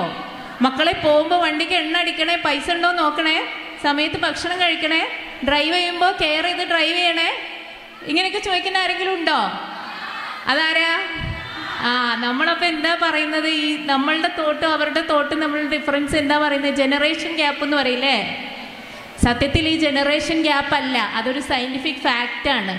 അതായത് നിങ്ങളുടെ ഏജ്, അഡോളസൻ്റ് ഏജ് എന്ന് പറഞ്ഞാൽ നമ്മൾ നേരത്തെ സൂചിപ്പിച്ചു, ശരീരം ഡെവലപ്പ് ചെയ്തുകൊണ്ടിരിക്കുകയാണല്ലേ. അതുപോലെ തന്നെയാണ് നിങ്ങളുടെ ബ്രെയിൻ എന്ന് പറയുന്ന സംഭവവും. അത് ഡെവലപ്പ് ചെയ്തുകൊണ്ടിരിക്കുന്ന ഒരു സ്റ്റേജിലാണ്. അതിൻ്റെ ഡെവലപ്മെൻറ്റിൻ്റെ പ്രശ്നമാണ് നമ്മളുടെ ഉമ്മാൻ്റെയും ചിന്താരീതി തമ്മിലുള്ള വ്യത്യാസം, ജനറേഷൻ ഗ്യാപ്പ് എന്ന് പറഞ്ഞ് നമ്മൾ ഫീൽ ചെയ്യുന്നത്. അതായത് നമ്മളുടെ ബ്രെയിൻ ഡെവലപ്പ് ചെയ്യുന്നത് പോസ്റ്റീരിയർ ടു ആൻറ്റീരിയർ ആണ്, പുറകിൽ നിന്ന് ഫ്രണ്ടിലേക്കാണ് അത് ഡെവലപ്പ് ചെയ്ത് വരുന്നത്. ഈ പുറകിലെ സംഭവങ്ങൾ എന്താ വെച്ചാൽ അറിയോ? നമ്മളുടെ ഈ അഡ്വഞ്ചറസ് റൊമാൻറ്റിക് തോട്ടുകളൊക്കെയാണ് നമ്മളുടെ പുറകിലുള്ളത്. അതാണ് നിങ്ങളുടെ ഏജ് ഗ്രൂപ്പിൽ കൂടുതൽ ഡെവലപ്പ് ചെയ്ത് വരിക. പിന്നെ ഇങ്ങനെ ഡെവലപ്പ് ചെയ്ത് ഫ്രണ്ടിലേക്ക് നമ്മൾ ആൻറ്റീരിയർ പാർട്ടിലേക്ക് എത്തുമ്പോഴാണ് ഈ ബ്രെയിൻ തമ്മിലുള്ള കണക്ഷൻസ് ഒക്കെ കറക്റ്റ്ലി ഡെവലപ്പ് ചെയ്യുക. അപ്പോഴാണ് നമുക്ക് മുമ്പിൽ കാണുന്ന ഒരു സംഭവത്തിന് അപ്പുറത്തേക്ക്, ഇതിനപ്പുറത്ത് അപകടങ്ങൾ ഉണ്ടാകാൻ സാധ്യതയുണ്ടോ, ഇതിലൂടെ നമ്മൾ പോയി കഴിഞ്ഞാൽ അതിൻ്റെ ആഫ്റ്റർ ഇഫക്റ്റ് എന്തായിരിക്കും, അങ്ങനെയുള്ള തോട്ടൊക്കെ ശരിക്കും നിങ്ങൾക്ക് ഡെവലപ്പ് ചെയ്ത് വരണമെങ്കിൽ ഏകദേശം ഒരു 25 വയസ്സ് കഴിയണം. അപ്പോൾ അതുകൊണ്ട് തന്നെ സാധാരണ ഒരു വ്യക്തിയോട് മെൻ്റൽ ഹെൽത്തിനെ കുറിച്ച് പറയുന്നതിനേക്കാളും നിങ്ങളോട് മെൻ്റൽ ഹെൽത്തിനെ കുറിച്ച് പറയുമ്പോൾ ആദ്യം പറയാനുള്ള പോയിന്റ് അത് തന്നെയാണ്. നമ്മൾ ലൈഫിലെ ഇമ്പോർട്ടൻറ്റ് ഡിസിഷൻസ് എടുക്കുമ്പോൾ നമ്മൾ അത്തരം ഡിസിഷൻസ് എടുക്കുന്നതിന് മുൻപായിട്ട് നമ്മളുടെ റിലയബിൾ ആയിട്ടുള്ള പാരൻസിൻ്റെ അടുത്ത്, ടീച്ചേഴ്സിൻ്റെ അടുത്ത് കൂടെ ഒപ്പീനിയൻ ചോദിച്ചതിന് ശേഷം മാത്രം ഡിസിഷൻസ് എടുക്കുക. നമ്മളുടെ കോഴ്സിനെ പറ്റി അല്ലെങ്കിൽ നമ്മുടെ ലൈഫ് പാർട്ട്ണറെ പറ്റിയൊക്കെ നിങ്ങളുടെ ഒരു ഏജ് ഗ്രൂപ്പിൽ നിന്നുകൊണ്ട് നിങ്ങൾ ഡിസിഷൻ എടുക്കുമ്പോൾ നിങ്ങളുടെ ഏത് ബ്രെയിൻ വെച്ചിട്ടാണ് നിങ്ങൾ തിങ്ക് ചെയ്യുന്നത്? അഡ്വഞ്ചറസ് ആൻഡ് റൊമാൻറ്റിക് തോട്ടുകളല്ലേ നിങ്ങൾക്ക് മുമ്പിൽ വരിക. അപ്പോൾ അത്തരം ബ്രെയിൻ വെച്ചിട്ട് നമ്മൾ ക്രൂഷ്യൽ ഡിസിഷൻസ് എടുക്കുമ്പോൾ അത് തെറ്റിപ്പോവാനാണോ ശരിയായി പോകാനാണോ കൂടുതൽ സാധ്യതയുള്ളത്? തെറ്റിപ്പോവാനാണ് സാധ്യതയുള്ളത് അല്ലേ? അപ്പോൾ നിങ്ങളുടെ മെൻ്റൽ ഹെൽത്തുമായി ബന്ധപ്പെട്ട് ആത്യന്തികമായി നിങ്ങളടുത്ത് പറയാനുള്ള കാര്യം അത് തന്നെയാണ്. ലൈഫിൽ ക്രൂഷ്യൽ ഡിസിഷൻസ് എടുക്കാൻ മെച്യൂർഡ് ബ്രെയിനിനാണ് സാധിക്കുക. അപ്പോൾ നമ്മളുടെ പ്രായത്തിൽ അത്തരം ഡിസിഷൻസ് എടുക്കുമ്പോൾ നമ്മൾ പാരൻസിൻ്റെയും അധ്യാപകരുടെയും ഒക്കെ ഉപദേശങ്ങൾ സ്വീകരിക്കുക. ഉപദേശം കേൾക്കുന്നത് നമുക്ക് ഇഷ്ടമൊന്നുമുള്ള പരിപാടിയൊന്നുമല്ല, പക്ഷേ അതിനൊരു സയൻറ്റിഫിക് ഫാക്റ്റ് ഉണ്ട് എന്നുള്ളത് നമ്മൾ മനസ്സിലാക്കുക. കാരണം ഈ ഒരു മെൻ്റൽ ഹെൽത്തുമായി ബന്ധപ്പെട്ട് നമ്മൾ എടുക്കുന്ന ഡിസിഷൻസ് തെറ്റിപ്പോയാൽ അത് അവിടെ നിന്ന് ഇങ്ങോട്ടുള്ള നമ്മുടെ ലൈഫിനെ മെൻ്റലി ആൻഡ് ഫിസിക്കലി, നമ്മുടെ സോഷ്യലി, ഇമോഷണലി എല്ലാം നമ്മൾ പരാജയത്തിലേക്ക് നയിക്കാൻ സാധ്യതയുണ്ട്. അപ്പോൾ അത് നമ്മളുടെ ഹെൽത്തുമായിട്ട് വളരെ റിലേറ്റഡ് ആയിട്ടുള്ള കാര്യമാണ്. അപ്പോൾ ആ ഒരു മെൻ്റൽ സ്ട്രെങ്ത് നമ്മൾ അറ്റൈൻ ചെയ്യുന്നുള്ളത്, അതിന് നേരത്തെ പറഞ്ഞ നമ്മൾ സൂചിപ്പിച്ച ഘടകങ്ങളൊക്കെ മെൻ്റൽ ഹെൽത്ത് പ്രോപ്പർലി നമ്മൾ ബ്രെയിൻ ഡെവലപ്മെൻറ്റിന് സഹായിക്കും. നമ്മൾ ടേസ്റ്റ് ഇല്ല എന്ന് പറഞ്ഞ് ഒഴിവാക്കുന്ന പഴങ്ങളും പച്ചക്കറികളും ഇല്ലേ, അതാണ് ശരിക്കും വൈറ്റമിൻസിൻ്റെയും മിനറൽസിൻ്റെയും കലവറ എന്ന് പറയുന്നത്. ആ വൈറ്റമിൻസും മിനറൽസും ന്യൂട്രിയൻസും ആണ് നമ്മളുടെ ബ്രെയിനിന് ന്യൂട്രീഷൻ കൊടുക്കുന്നത്. അപ്പോൾ പ്രോപ്പറായിട്ട് നല്ല ചിന്തകളും നല്ല ബ്രെയിൻ വളർച്ചയും മെമ്മറിയും പഠിക്കാനുള്ള കഴിവും ഒക്കെ നമുക്ക് പ്രോപ്പർലി ഉണ്ടാവണമെങ്കിൽ നമ്മൾ എന്ത് കഴിക്കണം? ബ്രെയിനിൻ്റെ ഫുഡ്. പിന്നെ നിങ്ങൾ കേട്ടിട്ടുള്ള വേറൊരു ഫ്രേസ് ഉണ്ടാവില്ലേ, ബ്രെയിൻ ഫുഡ് എന്ന് ഞാൻ പറഞ്ഞപ്പോൾ ഏത് സമയത്തെ ഫുഡാണ് നമ്മൾ ബ്രെയിൻ ഫുഡായിട്ട് പറയാറുള്ളത്? ഞാൻ പറഞ്ഞില്ലേ, നിങ്ങൾക്ക് അറിയാത്ത ഒരു കാര്യം ഞങ്ങൾ പറയൂല. ബ്രേക്ക്ഫാസ്റ്റ് ഈസ് ബ്രെയിൻസ് ഫുഡ് അല്ലേ? അപ്പോൾ ബ്രേക്ക്ഫാസ്റ്റ് സ്കിപ്പ് ചെയ്യരുത്. കാരണം നമ്മളുടെ ബോഡിയും മൈൻഡും ഒക്കെ ഫാസ്റ്റിങ്ങിലാണ്. നിങ്ങൾ രാത്രി എത്ര മണിക്കാണ് ഭക്ഷണം കഴിക്കാറുള്ളത്? 7:30. രാവിലെ 7:30 ആകുമ്പോഴത്തേക്ക് എത്ര മണിക്കൂർ കഴിഞ്ഞു? പിന്നെ അത് കഴിഞ്ഞ് നമ്മൾ ബ്രെയിനിന് വല്ലതും കൊടുക്കാണ്ട് ക്ലാസ്സിലേക്ക് അതിനെ പറഞ്ഞു വിട്ടാൽ എന്താകും അവസ്ഥ? അതിനെ പീഡിപ്പിക്കല്ലേ? അപ്പം അങ്ങനെ ചെയ്യരുത്. ബ്രെയിനിന് ഫുഡ് കൃത്യസമയത്ത് കൊടുക്കണം, ബ്രെയിനിന് ആവശ്യമുള്ള സാധനങ്ങൾ കൊടുക്കണം. അങ്ങനെയാണെങ്കിൽ മാത്രമേ നമുക്കൊരു പ്രോപ്പർ ബ്രെയിൻ ഡെവലപ്മെൻറ്റ് ഉണ്ടാവുള്ളൂ. പിന്നെ അതുപോലെ മെൻ്റൽ ഹെൽത്തിൽ പ്രധാനപ്പെട്ട ഒരു സംഗതിയാണ് നമ്മളുടെ ഫിസിക്കൽ എക്സസൈസുകൾ എന്ന് പറയുന്നത്. എക്സസൈസ് നമ്മൾ ചെയ്യുന്ന സമയത്ത് നമുക്ക് എൻഡോർഫിനുകൾ എന്ന് പറഞ്ഞൊരു കെമിക്കൽ ശരീരത്തിൽ ഉൽപ്പാദിപ്പിക്കും. അത് നമ്മളുടെ ഒരു മനസ്സിനൊരു ശാന്തിയും സമാധാനവും ഒക്കെ തരുന്നൊരു ഘടകമാണ്. അപ്പോൾ ഈ ശാരീരിക ആരോഗ്യവും മാനസിക ആരോഗ്യവും പരസ്പരം ബന്ധപ്പെട്ട് കിടക്കുന്ന കാര്യമാണ്.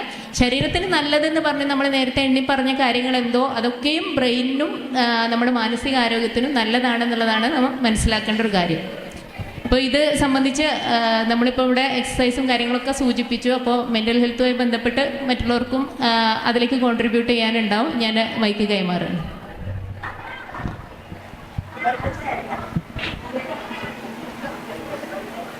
നല്ല മാനസികാരോഗ്യം അല്ലേ?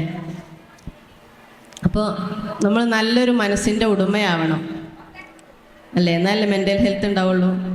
അപ്പം നമുക്ക് ചെറിയ ചെറിയ ക്വാളിറ്റീസൊക്കെ വേണം. അതിന് എന്തൊക്കെ ക്വാളിറ്റീസാണ് വേണ്ടേ? സത്യസന്ധത പുലർത്തുക. ഏത് സാഹചര്യം വന്നാലും എവിടെ കൊണ്ടിട്ടാലും നമ്മൾ എന്ത് ചെയ്യണം? സത്യസന്ധത പുലർത്തിയിരിക്കണം അല്ലേ? പിന്നെ നമ്മളെന്താ ഒരു ചിന്തകൾ കൊണ്ടോ അല്ലെങ്കിൽ ഒരു പ്രവൃത്തി കൊണ്ടോ അല്ലെങ്കിൽ ഒരു വാക്ക് കൊണ്ടോ നമുക്ക് ആരെയും നമ്മൾ ഹേർട്ട് ചെയ്യാൻ ആഗ്രഹിക്കരുത്. അതൊരു നല്ലൊരു ക്വാളിറ്റി അല്ലേ? പിന്നെ എന്ന് പറഞ്ഞാൽ നമ്മുടെ ലൈഫിൽ ചെറിയ ചെറിയ കാര്യങ്ങൾ സംഭവിച്ചാലും വലിയ വലിയ കാര്യങ്ങൾ സംഭവിച്ചാലും അതിനെ സന്തോഷത്തോടെ സംതൃപ്തി ആവാൻ വേണ്ടി ശ്രമിക്കുക. സ്വീകാര്യത മനസ്സ്. എന്തിനും നമ്മൾ സ്വീകാര്യത, ഒരു പോസിറ്റീവ് ആറ്റിറ്റ്യൂഡ് നമ്മളിൽ ഉണ്ടാക്കിയെടുക്കണം. അപ്പോൾ ഇത്തരം നല്ല നല്ല ചിന്തകൾ നമുക്ക് എന്ത് ചെയ്യും? നല്ല നല്ല ബന്ധങ്ങൾ ഉണ്ടാക്കും അല്ലേ? നല്ല സുഹൃത്തുക്കൾ, നമുക്ക് സമൂഹത്തിൽ നമുക്ക് ആൾക്കാരോട് സംസാരിക്കാൻ കഴിയും. ഇതൊക്കെയാണ് ഒരു സാമൂഹിക ജീവിയായിട്ടിരിക്കുന്നതിൻ്റെ ഗുണങ്ങൾ. ഇപ്പോൾ യോഗയിൽ പറയുകയാണെങ്കിൽ മെൻ്റൽ ഹെൽത്തിനെ കുറിച്ചിട്ട് പറയുകയാണെങ്കിൽ തന്നെ യോഗയുടെ മെയിൻ എയിം എന്ന് തന്നെ പറയുന്നത് നമ്മളെ മനസ്സിനെ കൺട്രോൾ ചെയ്യാനാണ്. ദാറ്റ് മീൻസ് മെൻ്റൽ ഫ്ലക്ച്വേഷൻസ് അല്ലേ? നമ്മളെ മനസ്സിൽ ഇങ്ങനെ കാറ്റിൻ്റെ വേഗതയിലായിരിക്കില്ല നമ്മളെ തോട്ട്സ് പോകാം, ഭയങ്കര ചാഞ്ചല്യമായിരിക്കും. അപ്പം ആ ഒരു ഫ്ലക്ച്വേഷൻസിനെ കൺട്രോൾ ചെയ്യുക എന്നുള്ളതാണ് യോഗ ഉദ്ദേശിക്കുന്നത്. അപ്പം യോഗ ഉദ്ദേശിക്കുന്നത് മെൻ്റൽ ക്ലാരിറ്റി കൊണ്ടുവരിക, നമുക്ക് പ്രസൻറ്റ് ലൈഫിൽ ഫോക്കസ് കൊണ്ടുവരിക. ഇതൊരു മെച്ചപ്പെട്ട ഒരു മാനസികാവസ്ഥ നിലനിർത്താനായിട്ട് സാധിക്കും. അപ്പം വേറെ പറയാനുള്ളത്, നമ്മൾ മെൻ്റൽ ഫ്ലക്ച്വേഷൻസിൻ്റെ കാര്യം പറയുമ്പോൾ തന്നെ നമ്മൾക്കിപ്പോൾ ഈ ഒരു കൗമാരപ്രായത്തിൽ നമുക്ക് ഹോർമോണൽ ഫ്ലക്ച്വേഷൻസ് ഒക്കെ സംഭവിക്കുന്ന സമയമാണ്. അപ്പോൾ ഇമോഷണൽ ഇൻസ്റ്റബിലിറ്റി, മൂഡ് ചേഞ്ചസ് എങ്ങനെ വരും അല്ലേ? അത് സ്വാഭാവികമാണ്. പക്ഷെ അതിനൊക്കെ നമുക്ക് ഓവർകം ചെയ്യാനുള്ള ഒരു ധൈര്യം വേണം. ഈ ഒരു പ്രായത്തിൽ നമ്മൾ ചിലപ്പോൾ ഇമാജിനേഷൻ, എന്തെങ്കിലും ആലോചിച്ചുണ്ടാക്കുക, തെറ്റായ ധാരണകൾ മനസ്സിലിങ്ങനെ കൊണ്ടു നടക്കുക, തെറ്റായ ഇൻഫർമേഷൻസുകൾ നമ്മളെ മനസ്സിൽ കൊണ്ടു നടക്കുക, ഇത്തരം കാര്യങ്ങളൊക്കെ ഒരു മെൻ്റൽ ഫ്ലക്ച്വേഷൻസിൽ വരുന്നതാണ്. അപ്പോൾ ഇത് നമ്മൾ എന്ത് ചെയ്യണം? ക്ലിയർ ചെയ്ത് പോയിട്ടില്ലെങ്കിൽ നമുക്ക് വളരെ ബുദ്ധിമുട്ടാണ്. ഇപ്പോൾ പറയുകയാണെങ്കിൽ തന്നെ ആങ്സൈറ്റി, പേടി ചിലവർക്കുണ്ടാവും, പരീക്ഷാഭയം, അല്ലെങ്കിൽ എന്തെങ്കിലും ഒരു തെറ്റ് സംഭവിച്ചോ അല്ലെങ്കിൽ എന്തെങ്കിലും ഒരു കാര്യങ്ങൾ ചെയ്യാനുള്ള ഭയം, അതിനെ ഓവർകം ചെയ്യാനുള്ളൊരു ഭയം, ഇതൊക്കെ ചെറിയ ചെറിയ ഒരു മെൻ്റൽ ഹെൽത്ത്, ഒരു വീക്ക് മൈൻഡിൻ്റെ ഒരു ലക്ഷണങ്ങളാണ്. അപ്പം ഇതിനൊക്കെ നമ്മൾ ഓവർകം ചെയ്യുക. നമ്മൾ പ്രസൻറ്റ് ലൈഫിനെ നമ്മൾ ആക്സെപ്റ്റ് ചെയ്യുക. ഇത്തരം കാര്യങ്ങളിലൂടെയൊക്കെ നമുക്ക് എന്ത് ചെയ്യും? മെൻ്റൽ ഫ്ലക്ച്വേഷൻസിനെ നമുക്ക് കൺട്രോൾ ചെയ്യാനായിട്ട് സാധിക്കും. ഇപ്പോൾ യോഗ, ഞാൻ പറഞ്ഞില്ല, യോഗയിൽ പ്രാക്ടീസ് ചെയ്യുമ്പോൾ നമുക്ക് എന്ത് ചെയ്യും? ഇപ്പം നിങ്ങൾ കുട്ടികളാണ്, നിങ്ങൾക്ക് പഠനത്തിൽ പ്രശ്നം ഉണ്ടാവും, പരീക്ഷാഭയം ഉണ്ടാവും, ഓർമ്മക്കുറവുണ്ടാവും, ശ്രദ്ധക്കുറവുണ്ടാവും. അപ്പം ഇതൊക്കെ ഒരു മെൻ്റൽ ഹെൽത്ത് ഉണ്ടാക്കിയെടുക്കുന്നതിൻ്റെ ഒരു ഭാഗമായിട്ട് നമുക്കിതൊക്കെ മാറ്റിയെടുക്കണം. അപ്പോൾ നമുക്ക് യോഗയിലൂടെ നമുക്ക് എന്ത് ചെയ്യാം? ഒരു ഓവറോൾ ഹെൽത്ത് നമുക്ക് ഉണ്ടാക്കിയെടുക്കാം, പ്രത്യേകിച്ച് മെൻ്റൽ വിഭാഗത്തിൽ നിന്ന് തന്നെ. അപ്പോൾ ഫിസിക്കലി ഹെൽത്ത് ആയിരിക്കണമെങ്കിൽ നമുക്ക് എന്ത് വേണം? മെൻ്റലി നല്ലൊരു സ്റ്റാറ്റസ് ഉണ്ടായിരിക്കണം. ഇപ്പോൾ യോഗയിലുള്ള സിമ്പിൾ ഫിസിക്കൽ പോസ്റ്റേഴ്സ്, അതേപോലെ ഡീപ് ബ്രീത്തിങ് ടെക്നിക്സുകൾ ചെറുതായിട്ട് തന്നെ നിങ്ങൾക്കൊക്കെ പ്രാക്ടീസ് ചെയ്യാൻ പറ്റും. അതുപോലെ പ്രാണായാമാസ്, സ്ട്രെസ്സ്, ഇതുപോലെ ഉത്കണ്ഠയൊക്കെ കുറക്കുന്ന രീതിയിലുള്ള മെഡിറ്റേഷൻസുകളൊക്കെ ചെറിയ രീതിയിൽ നിങ്ങൾക്ക് പഠിക്കുകയാണെങ്കിൽ സ്വയം തന്നെ ചെയ്യുകയാണെങ്കിൽ നിങ്ങൾ അക്കാദമിക് പെർഫോമൻസിനൊക്കെ ഇത് നന്നായിട്ട് മുന്നോട്ട് കൊണ്ടുപോകാനായിട്ട് സാധിക്കും. ഇനി കൂടുതൽ എന്തെങ്കിലും പറയുകയാണെങ്കിൽ ഞാൻ ഡോക്ടർക്ക്. Thank you ma'am. Next question മാമിനോടാണ്. അപ്പോൾ നമ്മൾ കുറേ കാലത്തിന് ശേഷം പെട്ടെന്നൊരു സ്ഥലത്ത് പോയിക്കും നമുക്ക് ഹോർമോണൽ ചേഞ്ചസ് ഉണ്ടാവും. അപ്പോൾ ഇവിടുത്തെ ഒരു എക്സ്പീരിയൻസ് വെച്ചിട്ട് നമ്മൾ 10th വരെ ഒരു സ്കൂളിൽ പഠിച്ചിട്ട് +1 നമ്മളിവിടെ വരുമ്പോൾ പീരിയഡ്സിനും ഈ മെൻസ്ട്രുവേഷനും ഭയങ്കര ചേഞ്ചസ് ഉണ്ടാവാറുണ്ട്. +1 വന്ന പാട് എന്താ പറയുക, ഒരു പീരീഡ്സിൽ ഇറഗുലർ പീരീഡ്സ് ആവാറുണ്ട്. അപ്പോൾ ഫസ്റ്റ് മാസം പീരീഡ്സ് ആയില്ല, 2ാമത്തെ മാസം പീരീഡ്സ് ആയില്ല. അപ്പോൾ കുട്ടികൾക്കെല്ലാം പേടിയാണ്. അങ്ങനെ പേടിക്കേണ്ട ആവശ്യമുണ്ടോ?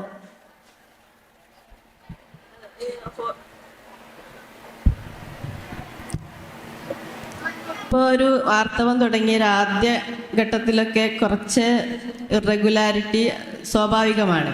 പിന്നീട് നമ്മളത് ശ്രദ്ധിക്കേണ്ട കാര്യം തന്നെയാണ്. അപ്പം അത് ചിലപ്പോൾ ഡിപ്പെൻസ് നമ്മളെ എന്തായിരിക്കും, നമ്മളെ ഫുഡ് ഹാബിറ്റ്സിൽ നിന്ന് വന്നതായിരിക്കാം, സ്ലീപ്പ് പാറ്റേൺ നിന്ന് വന്നതായിരിക്കാം, അല്ലെങ്കിൽ സഡൻഡറി ലൈഫ് സ്റ്റൈൽ, നമ്മൾ കാര്യമായിട്ടുള്ള വ്യായാമങ്ങളൊന്നും ചെയ്യാത്തുള്ളൊരു ലൈഫ് സ്റ്റൈലാണെങ്കിലും ഒക്കെ എന്ത് ചെയ്യും, മെൻസ്ട്രൽ ഇറഗുലാരിറ്റീസ് വരുന്നുണ്ട്. അപ്പോൾ ലൈഫ് സ്റ്റൈൽ കറക്ഷൻ്റെ ഭാഗത്തു നിന്ന് നമ്മൾ അത് കറക്റ്റ് തന്നെ വേണം. നല്ല ഹെൽത്തി ഫുഡ് ഹാബിറ്റ്സ് കൊണ്ടുവരിക, ഫിസിക്കൽ എക്സസൈസ് പ്രാക്ടീസ് ചെയ്യുക. പിന്നെ യോഗയിൽ തന്നെ നമുക്ക് മെൻസ്ട്രൽ ഇറഗുലാരിറ്റീസിന് ഒരുപാട് യോഗാസനാസുകളുണ്ട്. അതുപോലെ ആ സമയത്തുണ്ടാകുന്ന ആർത്തവ വേദനയ്ക്ക് തന്നെ യോഗാസനാസുകൾ, അതൊക്കെ റെഗുലറായിട്ട് പ്രാക്ടീസ് ചെയ്യുമ്പോൾ നമുക്ക് ഹോർമോണിനെ ബാലൻസ് ചെയ്യാം. പിന്നെ പ്രത്യേകിച്ച് ആ സമയങ്ങളിലുള്ള മൂഡ് സ്വിങ്സിനൊക്കെ നമുക്ക് യോഗ പ്രാക്ടീസ് ചെയ്യുന്നത് വളരെ നല്ലതാണ്. ഇപ്പോൾ യോഗയിലൂടെ നമുക്ക് റെഗുലറായിട്ടുള്ള മെൻസ്ട്രുവേഷന് പരിഹാരമുണ്ട്, ഡിസ്മെനോറിയയ്ക്ക് പരിഹാരമുണ്ട്. പിന്നെ അതോടൊപ്പം നിങ്ങൾ ഫുഡിലൂടെ ശ്രദ്ധിക്കുകയാണെങ്കിൽ നന്നായിട്ട് അത് റെഗുലറായിട്ട് കൊണ്ടുപോകാനായിട്ട് സാധിക്കും.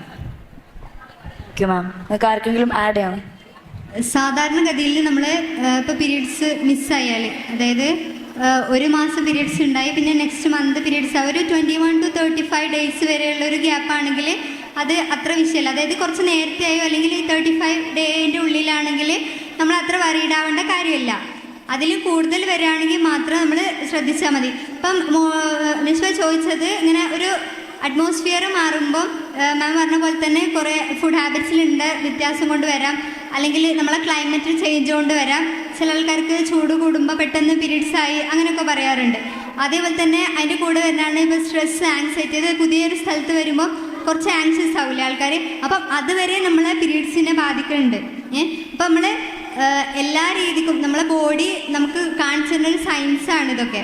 മീൻസ് നമ്മളെ എന്തോ പ്രശ്നമുണ്ട് എന്നുള്ളതിൻ്റെ ഒരു സൂചന. അപ്പം നമുക്ക് ഇപ്പോൾ ഒരു കാരണം നമുക്ക് തന്നെ കണ്ടെത്താൻ, ഒരു സോർട്ട് ചെയ്യാൻ പറ്റുന്നുണ്ട് എന്നുണ്ടെങ്കിൽ അത് റെഡിയാക്കി നോക്കുക. മീൻസ് അതിനുള്ള സൊല്യൂഷൻ നമുക്കറിയാം, അല്ലെങ്കിൽ അത് ചെയ്തു നോക്കുക. അത് ഇപ്പോൾ ഫുഡിലുള്ള ചേഞ്ച് ആണെങ്കിൽ, അല്ലെങ്കിൽ എന്തെങ്കിലും ആങ്ഷ്യസ് ആയിട്ടുള്ള സംഭവങ്ങൾ ഉണ്ടായതുകൊണ്ടാണ്, അല്ലെങ്കിൽ വേറെ എന്തെങ്കിലും, ഇപ്പോൾ ഇതിൻ്റെ കൂടെ തന്നെ വേറെ എന്തെങ്കിലും സയൻസും കൂടി നിങ്ങൾ കാണുന്നുണ്ട് എന്നുണ്ടെങ്കിൽ നിങ്ങൾ എന്തായാലും ഡോക്ടറെ കൺസൾട്ട് ചെയ്യണം. അപ്പം ഇത് ചെയ്തിട്ട് മാറുന്നില്ല എന്നുണ്ടെങ്കിൽ എന്തായാലും ഒരു ഗൈനക്കോളജിസ്റ്റിനെ കാണണം. പിന്നെ പുതിയ സ്റ്റഡീസ് പറയുന്നത്, അതായത് ഇപ്പം നമ്മൾ ഓവർ ആക്റ്റീവ് ആവുന്ന സമയത്തും ഇതേപോലെ തന്നെ പീരീഡ്സ് മിസ്സാവലുണ്ട്. അതായത് ഇപ്പം നമ്മൾ പറയില്ലേ, ഇപ്പോൾ ഒരു ഇസ്ലാമിക് വശം വെച്ച് പറയുമ്പോൾ നമ്മൾ പറയലുണ്ട് ഇപ്പം സ്ത്രീകൾ, അതായത് ഭരണം കൂടുതൽ ചെയ്യാനുള്ള ഒരു കഴിവ് പുരുഷൻ്റെ അത്ര സ്ത്രീക്ക് ചിലപ്പോൾ ഉണ്ടാവില്ല. അതേപോലെ തന്നെ ഫിസിക്കൽ ആക്ടിവിറ്റീസ് ആയാലും കൂടുതൽ സ്ത്രീക്ക് ചെയ്യാൻ പറ്റില്ല എന്ന് പറയും. അപ്പം നമ്മൾ പറയുമ്പം ഭയങ്കര ഒരു സെൻസിറ്റീവായിട്ടുള്ള വിഷയമാവും. പക്ഷേ ഈ അടുത്ത് ഒരു ആള് ഒളിമ്പിക്സിലൊക്കെ പാർട്ടിസിപ്പേറ്റ് ചെയ്യുന്ന ഒരു ഫീമെയിലാണ്. അപ്പം അതായത് ഒരു ബോക്സിംഗ് താരം എങ്ങനെയാണ്. അപ്പം അവർക്ക് 3 months അമിനോറിയ ഉണ്ടായി, അതായത് പീരീഡ്സ് മിസ്സായി. അപ്പം അവർ ഒരു ഡോക്ടറെ കൺസൾട്ട് ചെയ്തു. അപ്പോൾ അറിയാൻ കഴിഞ്ഞത് എന്താ വെച്ചാൽ അവരുടെ ബോഡി ഓവർ ആക്റ്റീവായിട്ട് ടെസ്റ്റോസ്റ്റെറോൺ ഹോർമോൺ, അതായത് മെയിൽ ഹോർമോൺ കൂടുതൽ പ്രൊഡ്യൂസ് ചെയ്തു ബോഡി. അപ്പം അതുകൊണ്ടാണ് ഇവർ പീരീഡ്സ് മിസ്സായത്. പിന്നീട് അവർ ഈ ഓവർ ആക്ടിവിറ്റി കുറച്ച് മാസങ്ങൾ നിന്നതിന് ശേഷം മാത്രമാണ് അവരുടെ പീരീഡ്സ് തിരിച്ചു വന്നത്. അപ്പം നമ്മളെപ്പോഴും ഇസ്ലാം പറയുന്നതിൽ എപ്പോഴും എന്തെങ്കിലും ഒരു റീസൺ ഉണ്ടാവും. അപ്പം അതിൻ്റെ ഒരു സയൻറ്റിഫിക് റീസൺ എന്ന് പറയുന്നത് ഇതാണ്. അപ്പം അങ്ങനെ ഒരുപാട് റീസൺസ് ഉണ്ടാവാം. അപ്പം അത് എന്താണെന്ന് കറക്റ്റായിട്ട് കണ്ടെത്തിയിട്ട് മാത്രം അതിനുള്ള ട്രീറ്റ്മെൻറ്റ്സ് എടുക്കുക, അല്ലെങ്കിൽ അതിൻ്റെ എന്താണ് നമ്മൾ ലൈഫ് സ്റ്റൈൽ മോഡിഫിക്കേഷൻസ് വരുത്തേണ്ടത് അത് മനസ്സിലാക്കിയിട്ട് അത് ചെയ്യുക എന്നുള്ളതാണ്. താങ്ക് യു മാം.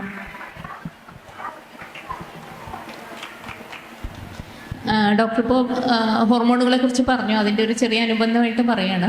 അതായത് ബേസിക്കലി ഈ ഒരു മെൻസ്ട്രേഷൻ എന്ന് പറഞ്ഞ പ്രോസസ്സ് നമ്മുടെ ശരീരത്തിൽ എല്ലാ മാസവും നടന്നുകൊണ്ടിരിക്കുന്നുണ്ട്. അതിൻ്റെ ഒരു എങ്ങനെയാണത് നടക്കുന്നതെന്നുള്ളതിൻ്റെ ഒരു ബേസ് വരുന്നത് 2 ഹോർമോണുകളാണ് പ്രധാനമായിട്ടും ആക്ട് ചെയ്യുന്നത്. ഒന്ന് ഈസ്ട്രോജൻ എന്ന് പറഞ്ഞ ഹോർമോണും മറ്റത് പ്രൊജസ്ട്രോൺ എന്ന് പറഞ്ഞ ഹോർമോണും. ഈ ഹോർമോണുകളുടെ റിലീസ് കറക്റ്റായിട്ട് വരുമ്പോഴാണ് കൃത്യമായിട്ട് ആ സൈക്ലിക്കൽ പ്രോസസ്സായിട്ട് മെൻസ്ട്രേഷൻ വരുന്നത്. ഈ ഹോർമോൺ റിലീസിനെ കൺട്രോൾ ചെയ്യുന്ന ബ്രെയിനിൽ നിന്നുള്ള വേറെയും സ്റ്റിമുലൻസ് ഉണ്ട്.